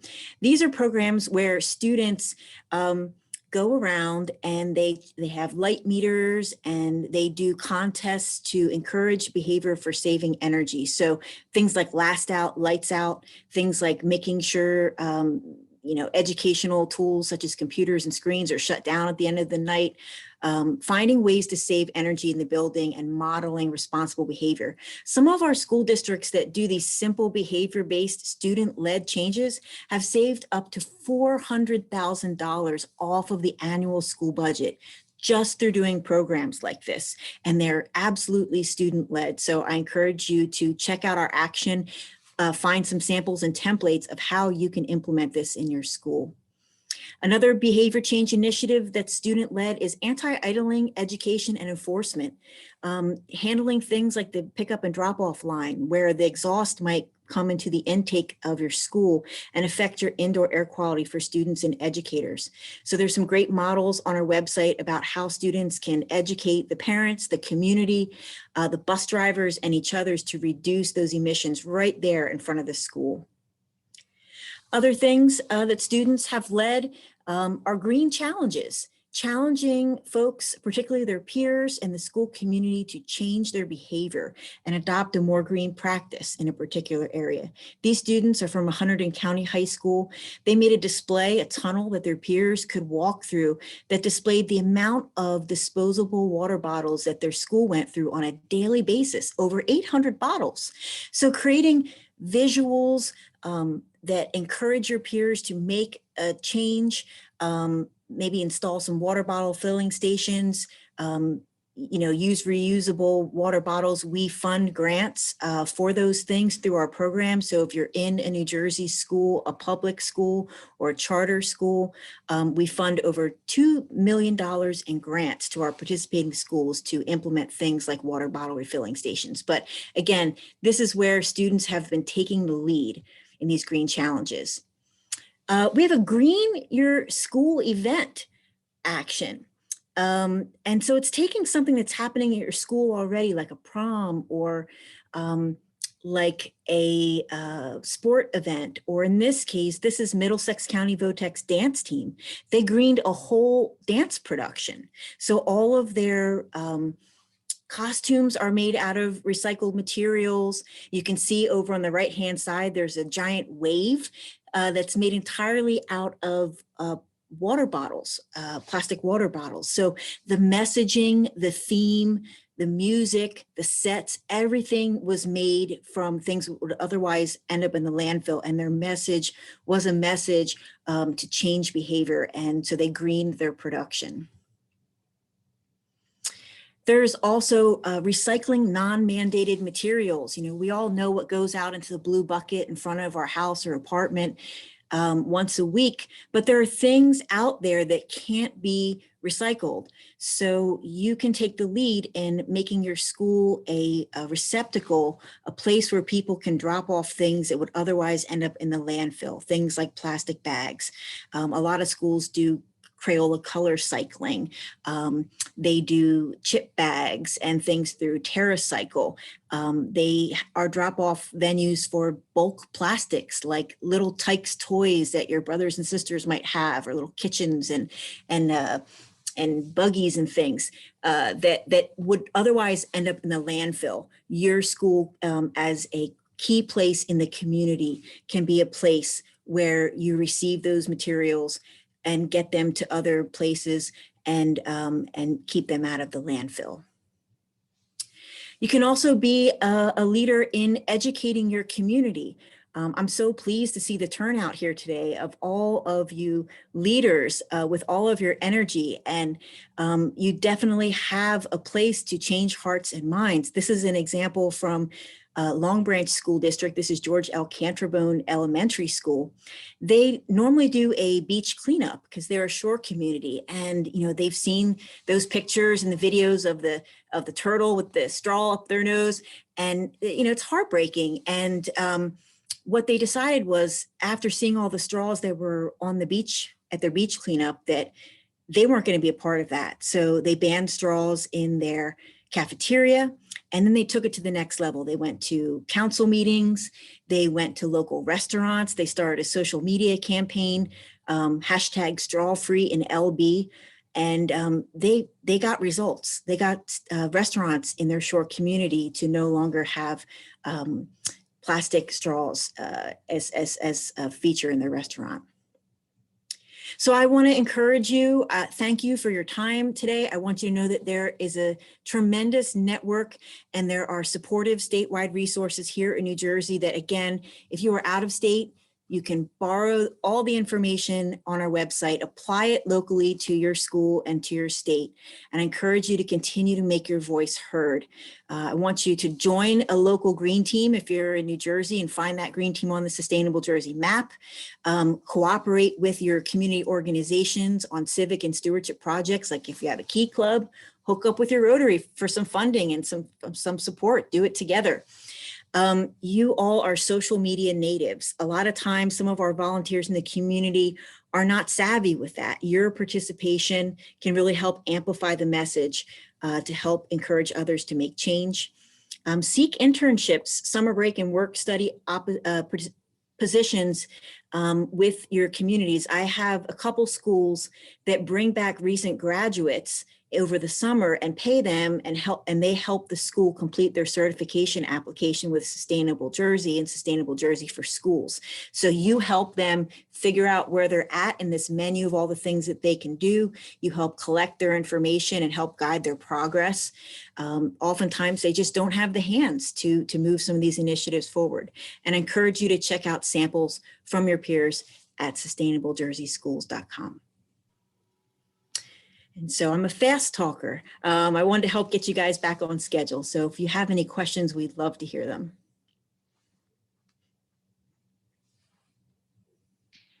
Heather, thank you so much. I have one question. I'm actually a part of the green team in Melbourne in New Jersey. And wanted to ask you, my school is not listed. And when are we going to be listed? We are in Essex County in Melbourne. So just wanted to get that, out there because we would really love our schools to participate. Yeah, so for the New Jersey Student Climate Challenge, we do anticipate next year extending statewide. It's our first go at this particular project. So this year is geographically restricted because of our funding source, but all of our resources, as Heather mentioned, all of our recordings, all of our other resources, handouts, etc., guides for students to take action, guides for teachers to support that action, technical aspects are all going to be posted on that bit.ly website, which links to the Sustainable Jersey for Schools website. So the bit.ly is a quick way to get straight to the New Jersey Student Climate Challenge portion of the website. And that's where many of these resources will be posted as our summit starts in just about 2 weeks, a week and a half. So I know that some of the schools in Melbourne are participating. They're not certified yet. And I think there's a few more schools that haven't yet registered. So even if your school gets registered, it makes your school eligible for our grants. So even if you haven't done everything that you need to do to get certified, that's okay. You can use some of our grant funding to get things started and do some visible projects to get folks in your school district excited. Heather and Andrea, this is not really a question, but thank you so much for sharing this tool because throughout this week, we had a few students and attendees put in the chat, how do I get involved? What are the opportunities? What can I do in my own community? And some of them saying, I don't really know how to go about getting a passion project. And I think this is really a perfect tool for students to just start where they are with their schools and community. So this is really perfect. So thank you so much. And I would really encourage all the attendees here to really check out what you can do in your immediate environments and schools. And we've even had students write the grants. You know, if the response from the school was, we don't have the money for that, or we don't have the time to write the Sustainable Jersey grant to get those additional recycling buckets and things like that, students will write the grant, and we accept that. And, you know, we take picture of the students holding the check because they did it. So that's happened in a few schools. And our grant application, we're a nonprofit, we're not a government entity. It's not real complicated. I've been told it takes, you know, less than an hour to complete. If you have, you know, all your ducks in a row, it's all online. So definitely don't be afraid to take the lead. There's lots of resources to help you make change here. Thank you.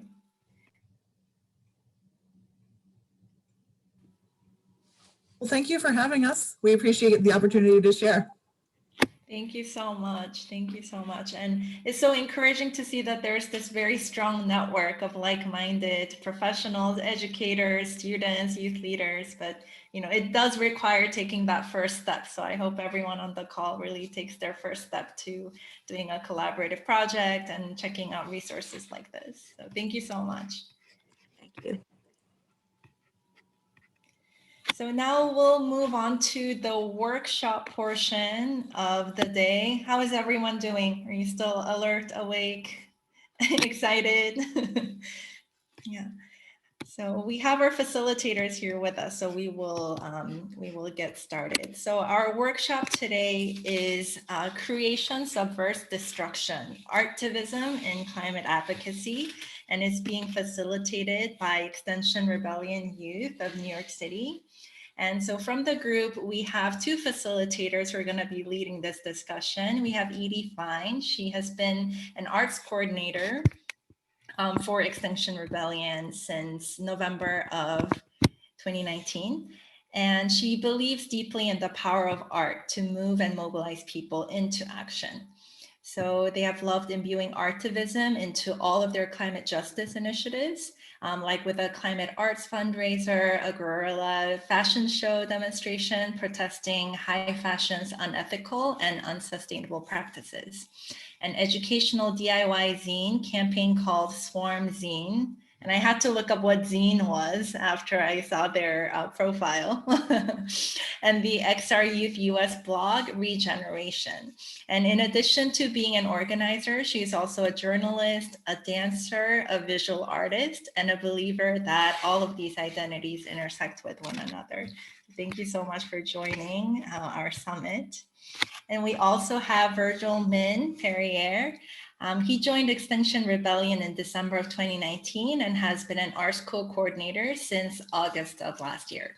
And within the group, they have collaborated on a series of summer climate concerts, as well as a more recent word art project featuring poetry about climate justice in the city.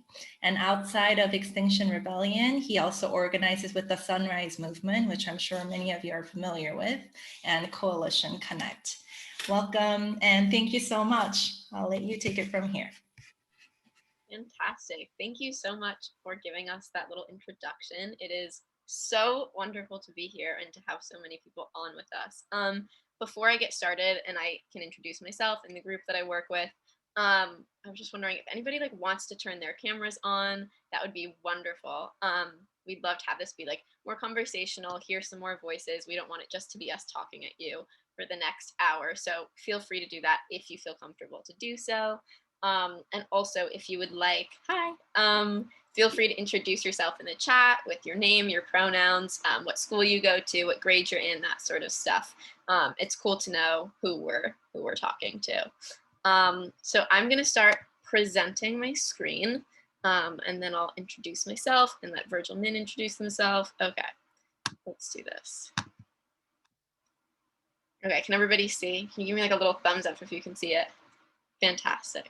Okay, yeah, so like was already mentioned, I'm Edie. I use she or they pronouns. I'm one of the arts co-coordinators for Extinction Rebellion Youth NYC, which is a climate justice network that is international, and we are part of the youth hub in New York City. We will explain a little bit more about it in a couple of slides. I'm a senior in high school, I'm 17 years old. I will be 18 soon.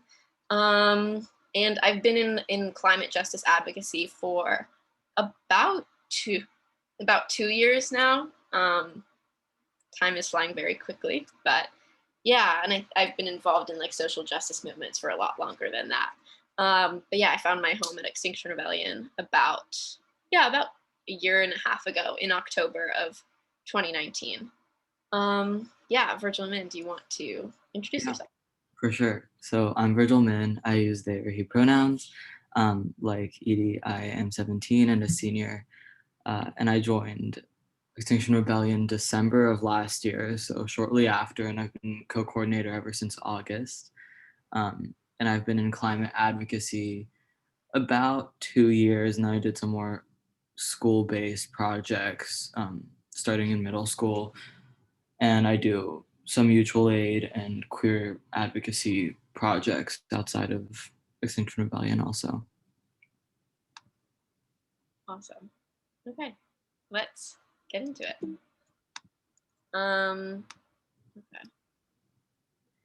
Yeah, so just to start, we're going to be introducing who Extinction Rebellion Youth NYC is, or we just say like XR Youth. So we're an inclusive group of youth organizers who use grassroots tactics like mutual aid, community care, and nonviolent direct action, or NVDA, to advocate for climate justice. And in every action we take and community we build, there is a backbone of art. So we operate in a decentralized manner, which means that there is no hierarchy. We have different working groups, as we like to call them, to cover all the bases, including communications, action, finance, and arts. So arts is one that we're in, and we coordinate that working group and help bring arts to the forefront of all of our actions. And one of the specific things that XR does and talks about a lot is this concept of love and rage, which we're going to be basing a lot of our presentation on.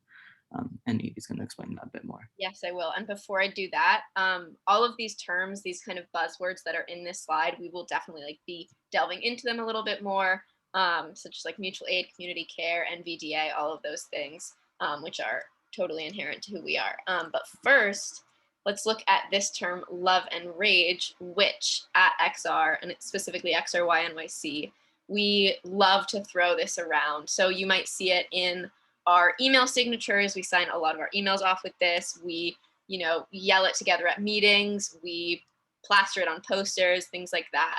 And essentially to us, it represents the intersection where our movement lies, which is, the anger, the rage that we feel towards the destruction of our planet and the continued inaction and continued disinterest over fixing those mistakes. But also at the intersection of that and the love we have for our community, for people, for the world. And it essentially means that we understand that both of these emotions, containing all of those emotions, are completely necessary to fueling a movement. We can't ever forget either one of them. We need to have our inspiration, our hope, our connectedness, the art, the creativity, all of the beauty that comes in movement building, and like our connection to the planet, our connection to nature, our connection to each other. But we can't ever let go of things like our rage and our anger, because that is very real as well. So yeah, we think that what makes this movement whole is the simultaneous presence of both of these things. So as you can see in these slides, we featured some poetry written by one of the local group coordinators. And this was just a poem that she wrote about what love and rage means to her in the context of our movement. And so you'll see a lot of specific mentions about banana bread and some of the different actions we've taken, and about all the different pieces of connectedness and connection and community that we experience within our movement, as well as that backbone of rage that we do always feel. So we are going to continue on and talk a little bit about how we think artivism kind of belongs in that realm of love, and can be a communicator of rage as well. So to preface that, I just wanted to see if anybody has any idea starting off of what artivism means. That is a buzzword. It's something that we use a lot, something that's kind of second nature to me, but I don't know how many of you have even heard that word before. So I'm wondering if anybody wants to like give a little description, if they know, if they don't, maybe what the word sounds like to you, what you think it could mean. before we give you our own definition. And if you want to like put that in the chat or shout it out. Yeah, we're getting a lot activism through art. Yeah, activism and expression through art. Yeah, totally. Yes. Okay, I like all of your answers in the chat. They all definitely fall under the topic of, yeah, cool. Yeah, I think at its most basic form, it really is just the intersection of art and activism, but we're going to delve into that a little bit more. Yeah, so as everybody's been saying, artivism is just the intersection of art and activism, where we use art to make change. And in XR, as you heard about love and rage, that's kind of the love part that we see. So as you'll learn more about in this presentation, art kind of comes from this place of high emotion and love especially. We like to think that we love ourselves and our world enough to highlight our emotions and want to connect with others from a place of sensibility instead of logic. And once we're done with that, we can apply the rage that we feel after connecting with others and understanding the change that needs to happen through our more organized actions. And so artivism is essential to the movement's organizers as well, because it kind of allows us to focus on the issue at hand in a way that won't leave us feeling hopeless or angry or saddened or other strong negative emotions that we may feel when we're doing more like logical or action-based like events. So we can work on the same topics like the climate movement and climate justice in general and make something beautiful and creative from it, and then share that with the world as we want to. So in the climate movement, we'll show some examples, but this can kind of look like slogans that you've seen, like time is running out. You might have seen the hourglass logo that we use for Extinction Rebellion. That's also artivism, or images of world on fire that we see at protests a lot. So that's kind of some examples and just a quick definition. But now we can go over why we use it. Yeah. So now I'm just going to break it down a little bit more and talk about some of the core tenets of artivism, why we specifically use it as a movement. So you can read over the bullet points yourself. I don't want to just like, you know, lecture, but essentially artivism makes activism accessible. It makes it human, it makes it engaging, controversial, real, and tangible. And some of the points that I did want to say out loud because they are very important is that it provides outlets through which to express vulnerability and can also give voice and visibility to activists and change makers when mainstream media often silences them. Art is a vulnerable tool. It is also open-minded by nature. It's about expressing yourself to your fullest extent and not being shepherded or restricted by language or being censored. So it's really just about expressing yourself as an activist, as someone who wants to see change. And it also makes our movement human. It makes it personal. It connects people to each other, which is all really, really important. And another thing to note is that artivism is really wide and vast, and it's really complex. And it's not just like painting a picture that is political, but it also can be that. It encompasses a lot more. It's about giving art power and using art as an act of resistance and reclaiming power from the oppressor. And also just like imbuing a movement with joy and creativity and inspiration. And finally, it also creates a shared collective image. It can help you visualize a different future. Something that we may not be able to visualize otherwise. So it essentially answers the question, how can we collectively envision a future that is better than the one that we are in right now? So now we're going to look at some examples from the past. These are just some classic examples.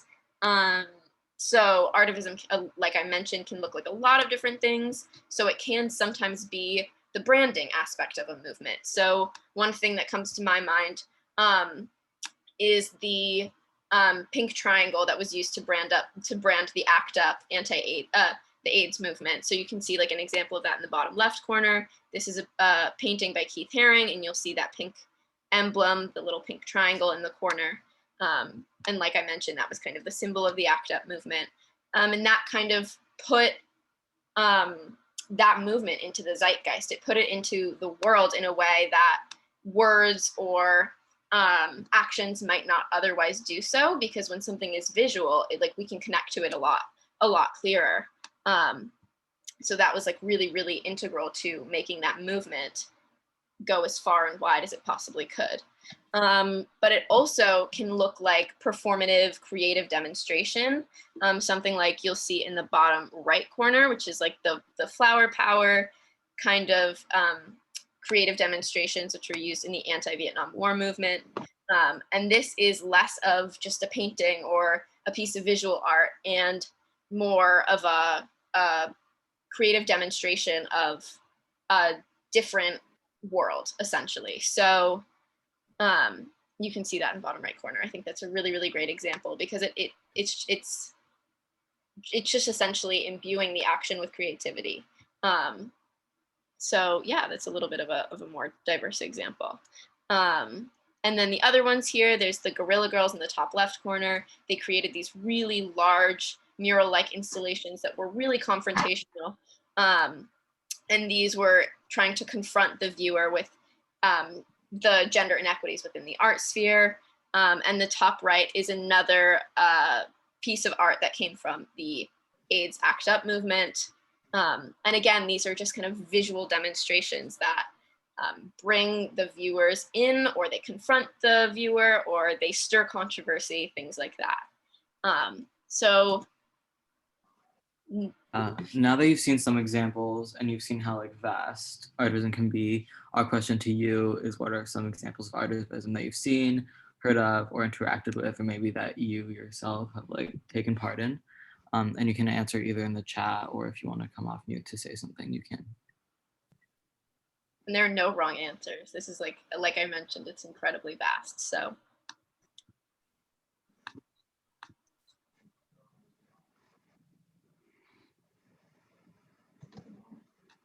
Any ideas? What about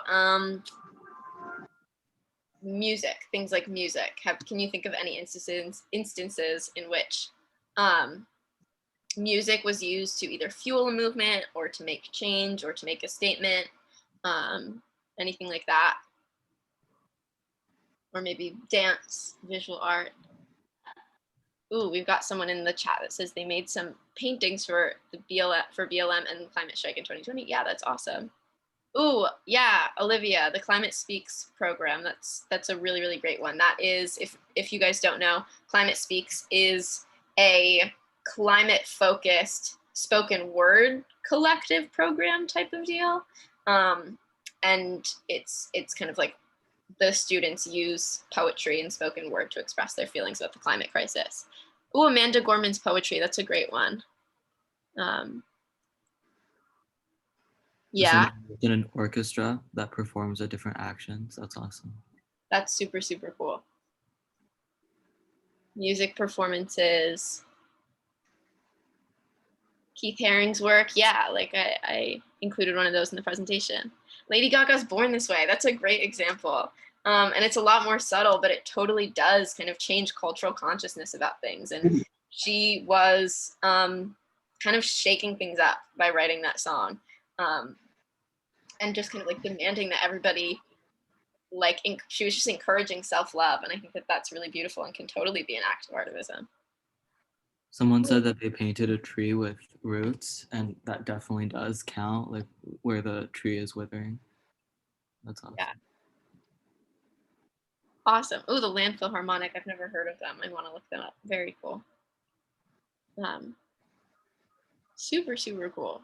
Yeah, there's just like so many different ways that we can use art to make change, or to inspire people, to bring people into a movement, to change people's minds.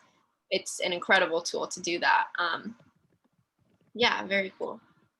Any other ideas? I don't want to cut anyone off if anybody else has any thoughts. Ooh, you created a Pride-inspired dance at your ballet studio. That is really, really cool. I'm also a dancer, and I dance with a group where we choreograph social justice-inspired dances as well. So I'm very familiar with using dance as a tool of change. So that's really awesome that you do that as well. Yeah. all of these things can be so like emotion provoking, and things that we really connect to: music, dance, visual art. So awesome. Yeah, I agree, Tasneem, that's very true.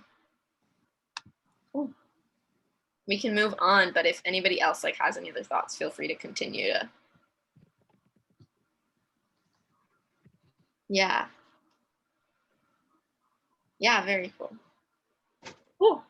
So yeah, if you want to continue to put things in the chat, please do so, but we will keep going. Okay, so now we're going to move more specifically into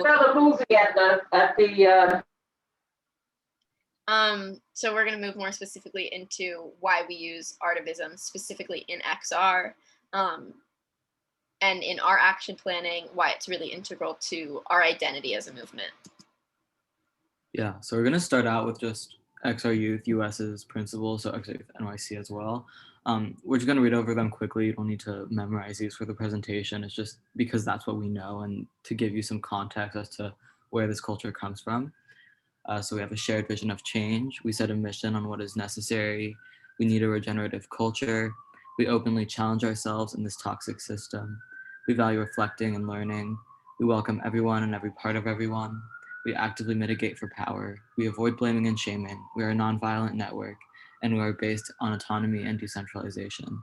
So as I said, these are just unique to us, but we think that a lot of them apply or can apply to other movements, especially things like regenerative culture, decentralization, reflecting and learning. Like that's all things that can be taken out of an XR specific context, but that still gives you an idea as to where we're coming from. Yeah, so now what we want to do is break down these principles and share why artivism might be necessary to represent each of them. Because we do think that artivism kind of imbues and infuses every single different tentacle of our movement. So we wanted to break that down for you. So the first two, we have a shared vision of change and we set our mission on what is necessary, kind of imply that advocacy is about imagining the furthest horizon of a different world. It's about, you know, visualizing that future, like I've been mentioning, that is different, that is better, that where everybody is empathetic and where there's compassion and where there's no more reliance on fossil fuels and where we care about the planet and each other, and where all of our movements and all of our activism is intersectional. But the truth is that imagining those futures and imagining those drastic changes can be really hard, especially when we have systems of oppression and institutions that we live in that preach that drastic change is impossible and that everything that we live under is immutable, such as like the reliance on fossil fuels, for instance, and things like wealth inequality. Things like that can feel so stationary and permanent that it can be really hard to imagine a future without them. And what art can really help us do is to break through those boundaries and imagine a completely new world without these systems. And so we know that, you know, with our first two principles, we know that being part of a movement means creating that collective vision of how we want the world to look. And we know that art can help us visualize that and subsequently actualize those visions. And that's what artists can do so beautifully. And they have such expansive imaginations. They can help build a community around that shared vision. Second is about regenerative culture. And this, again, is one of those buzzwords, but it's not that complicated of a topic, I promise. Essentially what it means is that we know that in our work, in our fight, in our movement, we have to sustain ourselves and the communities that we are part of in order to continue that work.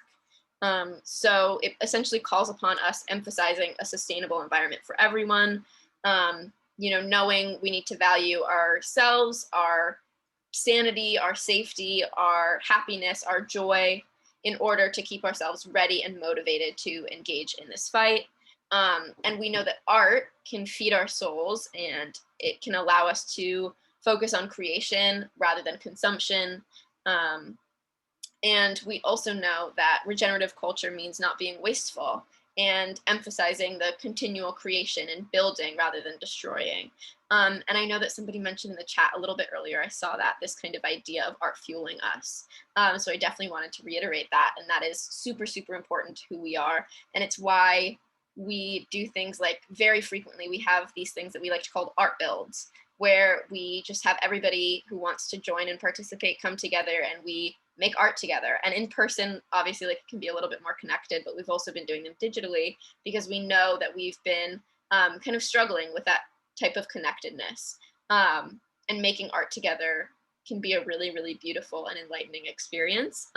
So we've been doing things like that, and hosting these things for a while at the beginning of quarantine called climate concerts, where we would have people on Instagram Live come and play their climate-inspired music, perform their poetry, and we would all just be on the Instagram Live together, enjoying the art and experiencing joy together. So we know that a regenerative movement is very much reliant on making art and emphasizing art at the center. And then this last one that I'll mention, and then I'll pass it off to Virgil Min, is we openly challenge ourselves in this toxic system.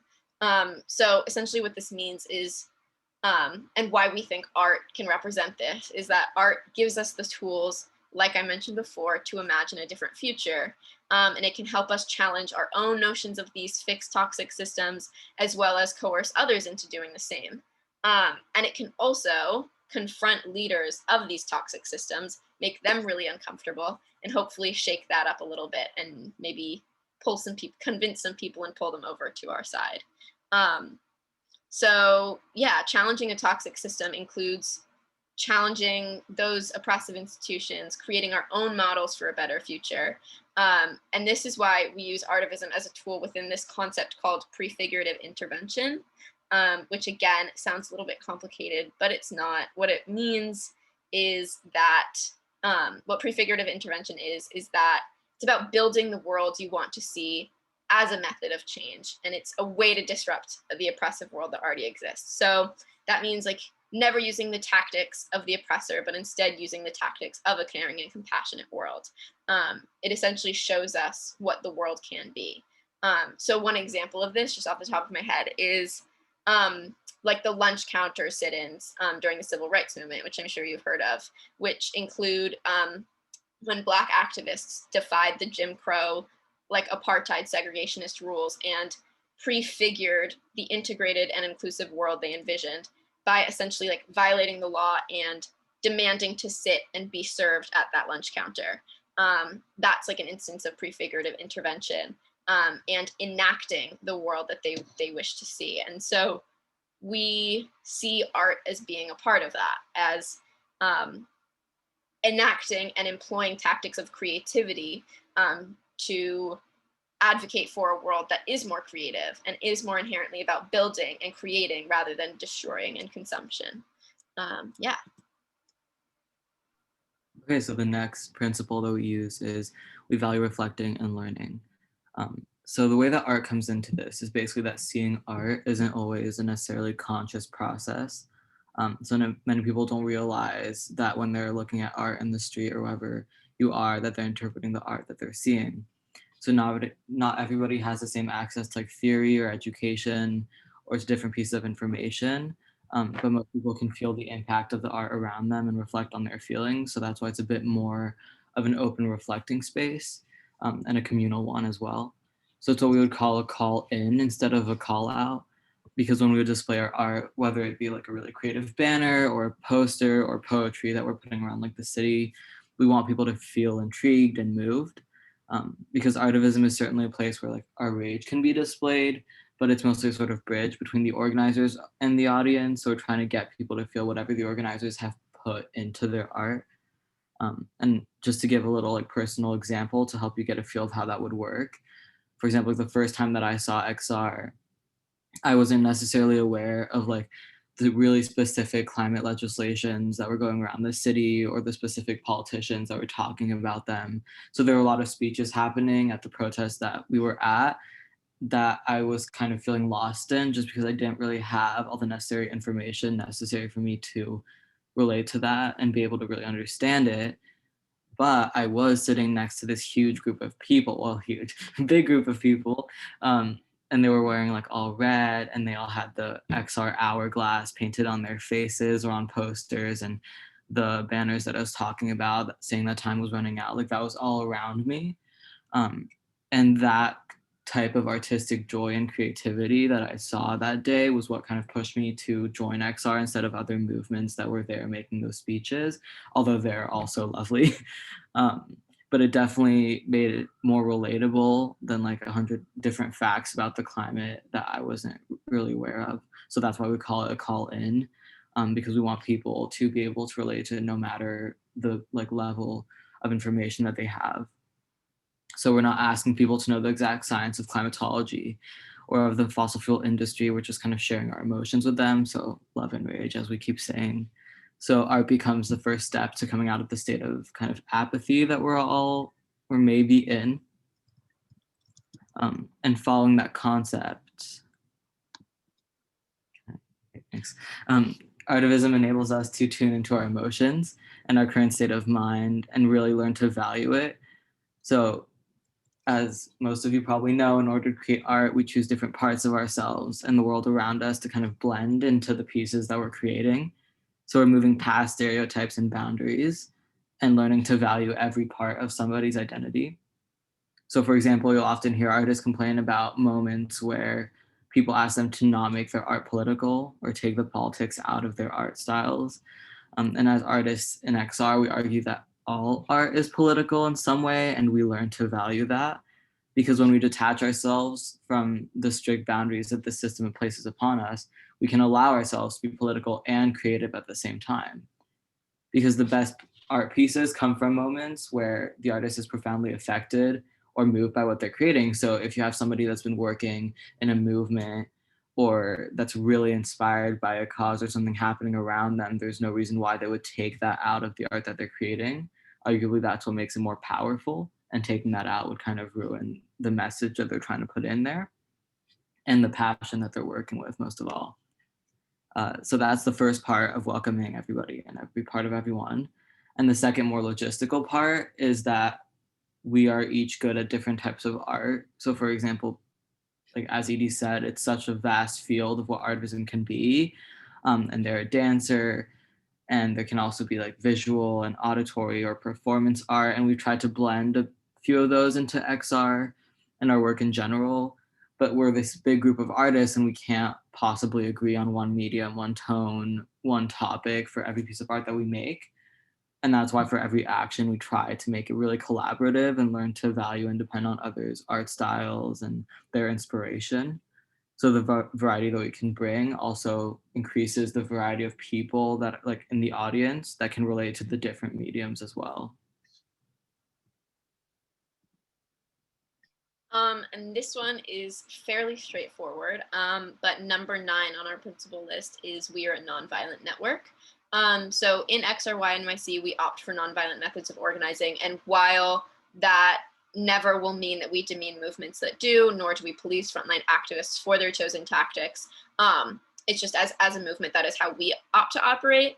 And so art is one of those tactics that we think can accomplish a lot of the necessary outcomes to a movement, such as sowing discomfort, calling out toxic systems, stirring controversy, all of those good things.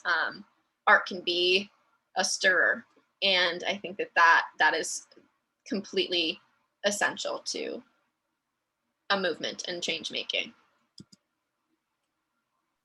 And last but not least, what we've said a few times is that we are a decentralized movement. And one thing about art that is great is that you don't need a huge group of people to make really powerful art.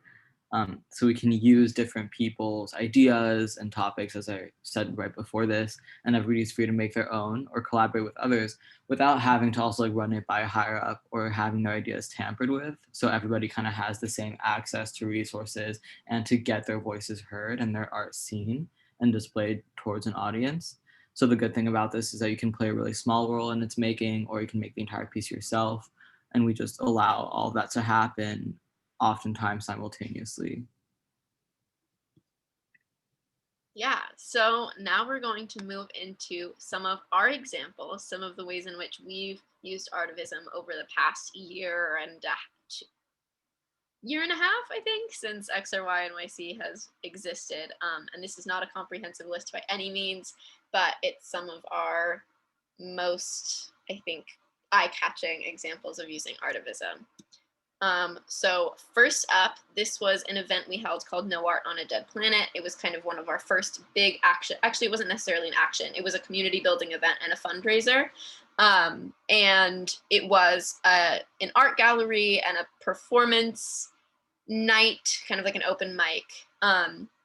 And essentially what it did was highlight art that has come out of our movement. And we collected a bunch of art that people within our movement and peripherally or tangentially related to our movement had created in response to the climate crisis based on their feelings, their emotions. And we celebrated all of that on a wall. You actually can't see it pictured here. It was like to the right of this picture. But we had a huge gallery wall with all the different types of visual art. And we also made a collage wall of all of the different art that has come out of protesting, because that can also be a really beautiful example of artivism, is like protest signs and the imagery, the slogans, the mottos that people use as part of protest. And then the final thing that we included in this little gallery night art show was presentation. So we had spoken word, we had dance, we had music, videography, we had a ton of different types of more performative art as well. And it essentially, this whole night was about forging community around art, showing that art and the climate are inherently linked and we need to be using both of them at the same time. We need to be analyzing the climate through our art, sharing that with each other, and subsequently building community off of that. And this was one of the first things that's kind of established our movement as inherently art-centric. Yeah. Cool. So what you're seeing on these pictures is what we call Trash and Show, which was our version of New York Fashion Week and of a fashion show. So we had people in our arts group use recyclable materials such as plastic bags, bubble wrap, duct tape, things like that, newspapers, to create wearable items that you see people wearing here. And you can see on the picture that these clothes were fully functional and sustainable and arguably very fashionable. And we stationed ourselves directly outside of a real fashion show event happening for New York Fashion Week and made our own little runway. So a few of us were disguised as photographers and a few of us were models. And real photographers actually didn't even realize that this wasn't a Fashion Week event. So they started actually taking pictures of us, which was really interesting, but also kind of proved that the clothing made was worthy of the attention and that it was pretty cool. And our goal with this action was to prove to the people that were watching us, and also more specifically the industries, like the fashion industries that we're targeting, that they didn't have to sacrifice the beauty of their clothing to be sustainable.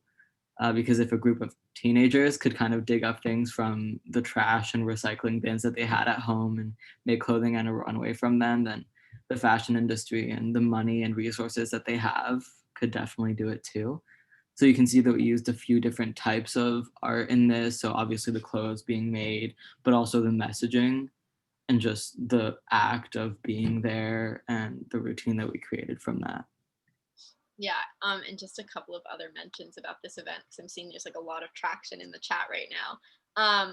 This was one of our most exciting events, I think, because it accomplished a couple of things. One, it brought us all together and it was an incredible community building event. We put it together in like 10 days, something like that. And we all went to these art builds together. We all chipped in. It was very collaborative. We designed them together. We created them together with our hot glue and our needles. It was incredibly collaborative. And it also was kind of an instance of prefigurative intervention, like I was mentioning a little bit earlier in the presentation, about like employing the tactics of a better world. So we were showing, we weren't just disrupting the fashion industry, but we were showing that we can do it. And this is something that is very plausible and also beautiful and really fun and full of joy. And my final point is, if you want to learn a little bit more about this, is kind of a shameless promo, but if you want to learn a little bit more about the process, there's an article in Vogue about this. So if you just like Google Vogue Extinction Rebellion Youth New York City, I'm sure it'll come up and you'll get like a little bit more of an overview about the process as well as the outcome. So yeah. And then this example, which is a zine, which I know we had some questions about what zines are in the first place. I'm actually going to put something in the chat so you can take a look at the digital copy of it. Essentially what a zine is a, oh, thank you, Olivia. Essentially what a zine is a DIY guerrilla publication that is usually pretty low effort, usually on one sheet of paper. I wonder if I have one. I actually do. I have one right here. It's folded out of a sheet of printer paper, usually distributed in pretty like radical ways. So we distributed it throughout the city. And what this campaign was about educating the masses about environmental racism and the intersection between climate justice and racial justice.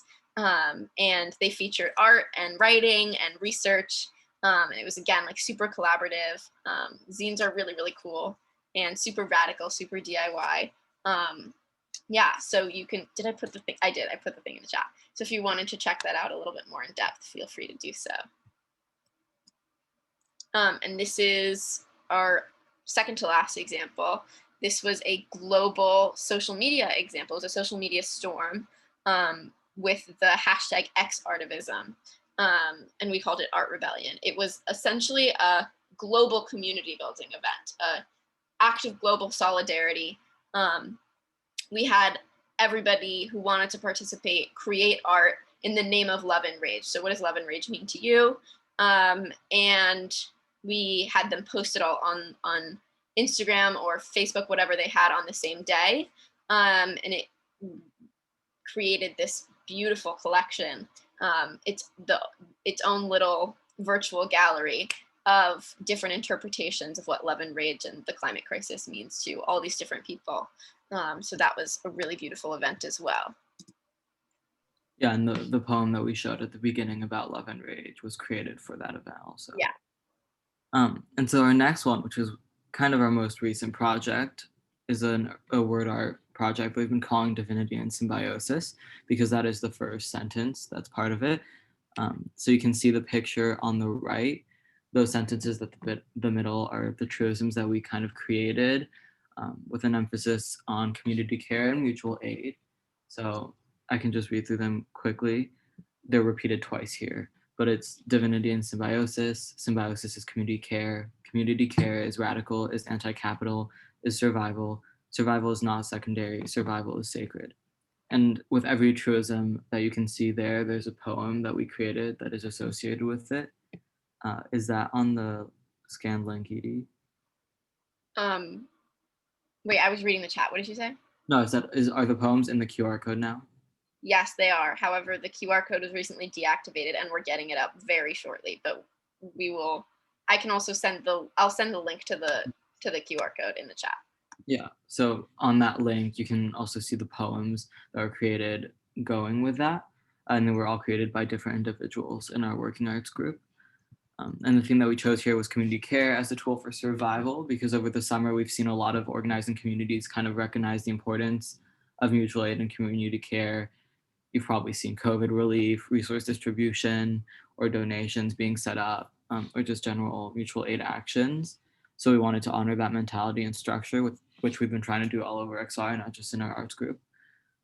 And so the goal of these different examples were kind of just to show the various mediums and topics that can be used. So we showed you something that was completely virtual, something in person. This word art was done pretty recently, and that was done online, but also had a physical aspect because we've been plastering it all over the city. And if you see it, you can enjoy that in person too.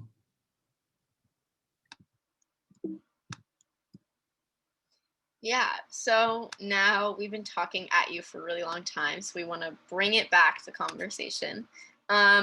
This is a really, really broad question, but after hearing this presentation and seeing a few examples, both from the past, as well as some of the things that we've used, how do you think you can engage in artivism? This can be on your own individual level, or if you're part of a group, it can be on your group's level. And if you don't have any ideas off the top of your head, if you want to if you have like a medium of art that you're particularly interested in or that you like, if you play an instrument or if you're a dancer, feel free to drop that in the chat, and we can like kind of go into some ways in which you could use that medium in an artivist lens. So if you haven't answered either of those questions, either mediums that you have experience using or ways in which you think you can involve yourself in artivism, feel free to put that in the chat or unmute yourself, whatever you want to do.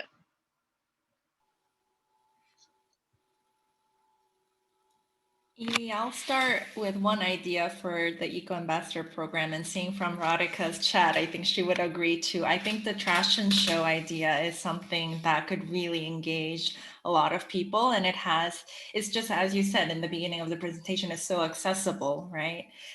So I think that would be something that even as a program that we can do, and we could encourage our Eco Ambassadors to create an outfit out of the recycling materials they have at home, and we can do a virtual fashion show. I know it's harder to organize these things virtually, but I think that would be something that could be easily done. Yeah, and it's definitely not like a one size fits all type of deal. It has like so much capacity to be changed or updated based on where you are, what mediums you have. Yeah, we really loved doing that. Any other ideas? Any mediums? Are any of you guys painters? Vocalists? Ooh. Yeah, installations are very cool. Awesome. That's super cool. Ooh, a choir-based action would be awesome. Yeah, definitely. Music is one of those things that is just so universal. So like, you know, all the songs that were so like popular during the civil rights movement, I know like I mentioned that, people like Bob Dylan, like we all kind of know that music, and it becomes like totally part of the mainstream zeitgeist. Poetry, definitely. Yeah, I love that.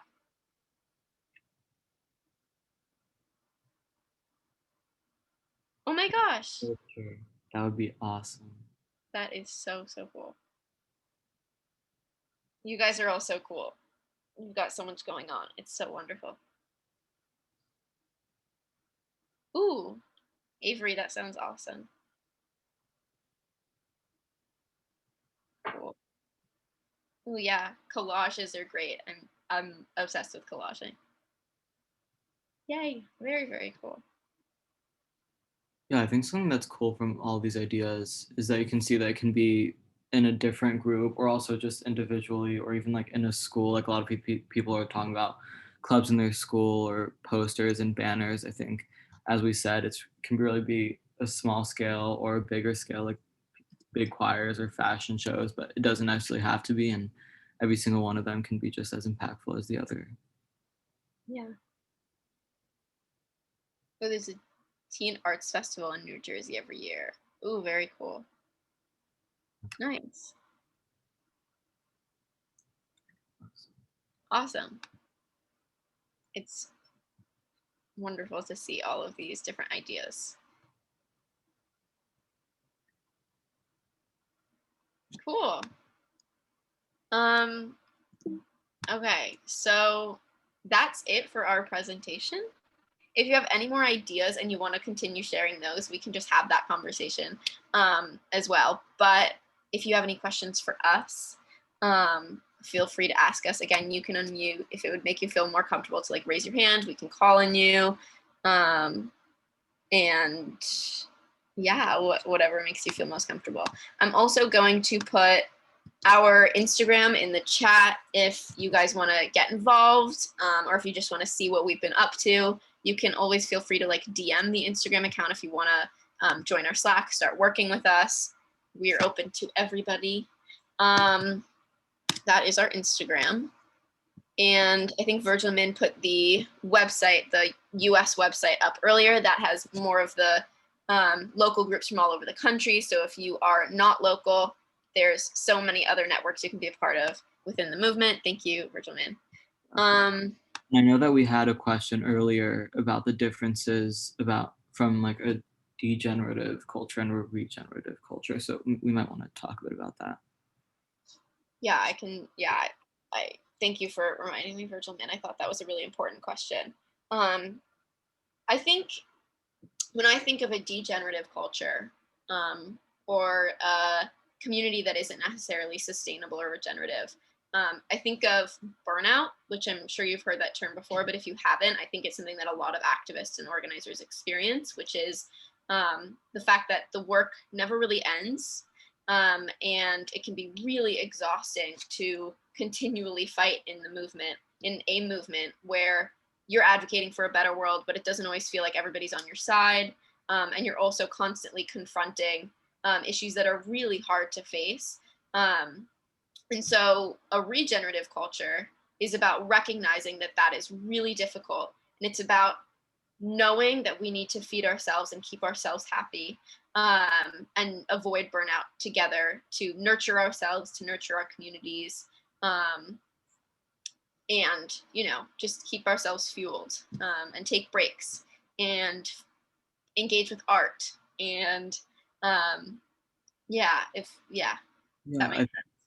Adding to that, I know a lot of people here are students, and I think a part of like organizing and burnout and regenerative culture is also learning to balance the like workload, because schools are also a massive amount of like stress and work and homework. And I think if you're doing all this stuff on top of it, it can get pretty overwhelming. And that's why also in our group, we like to take moments to kind of chill and take a break. And understand that, for example, like if it's finals week, we're not going to be doing the same amount of work that we would be doing on another week. And I think it's important to highlight these different parts of people's identity, and like know when people just need to rest and take a break, and that can be as productive as just doing more and more work as we go. Yeah, exactly. Are there any other questions?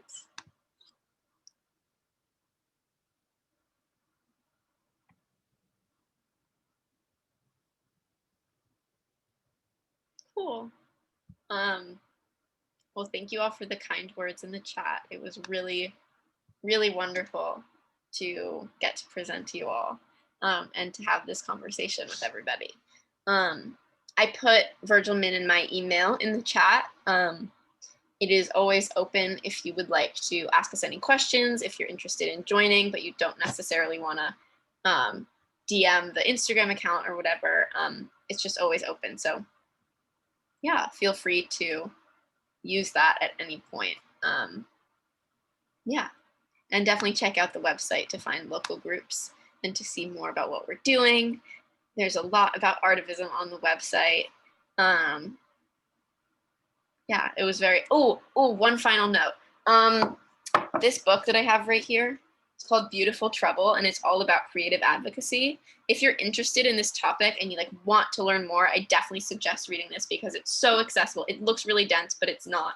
Super accessible, and it's kind of like a tool, but it's called a toolbox to revolution. So it's all like direct, step-by-step ways in which you can get involved in creative activism. So definitely just wanted to promo that if you're interested in learning more. It's called, here, I'll write it in the chat.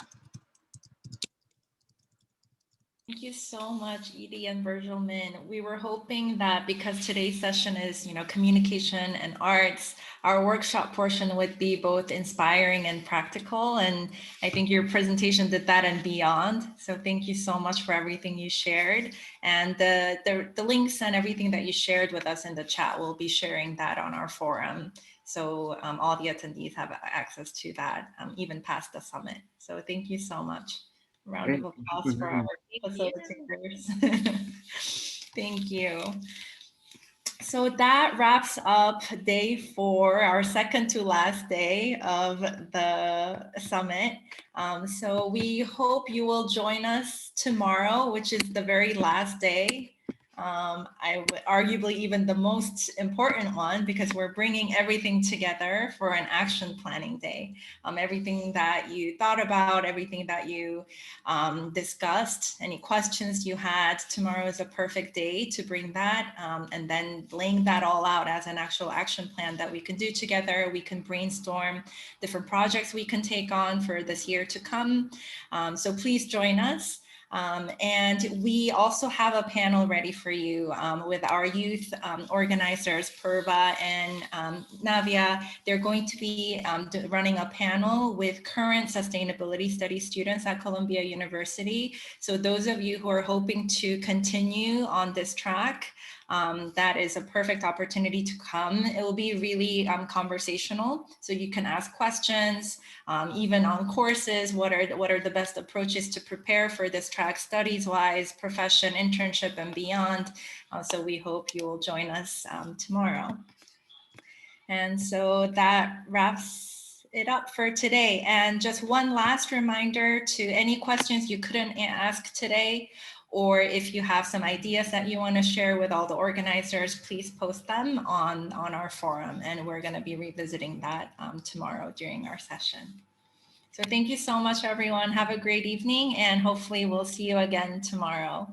Thank you so much. Have a good evening.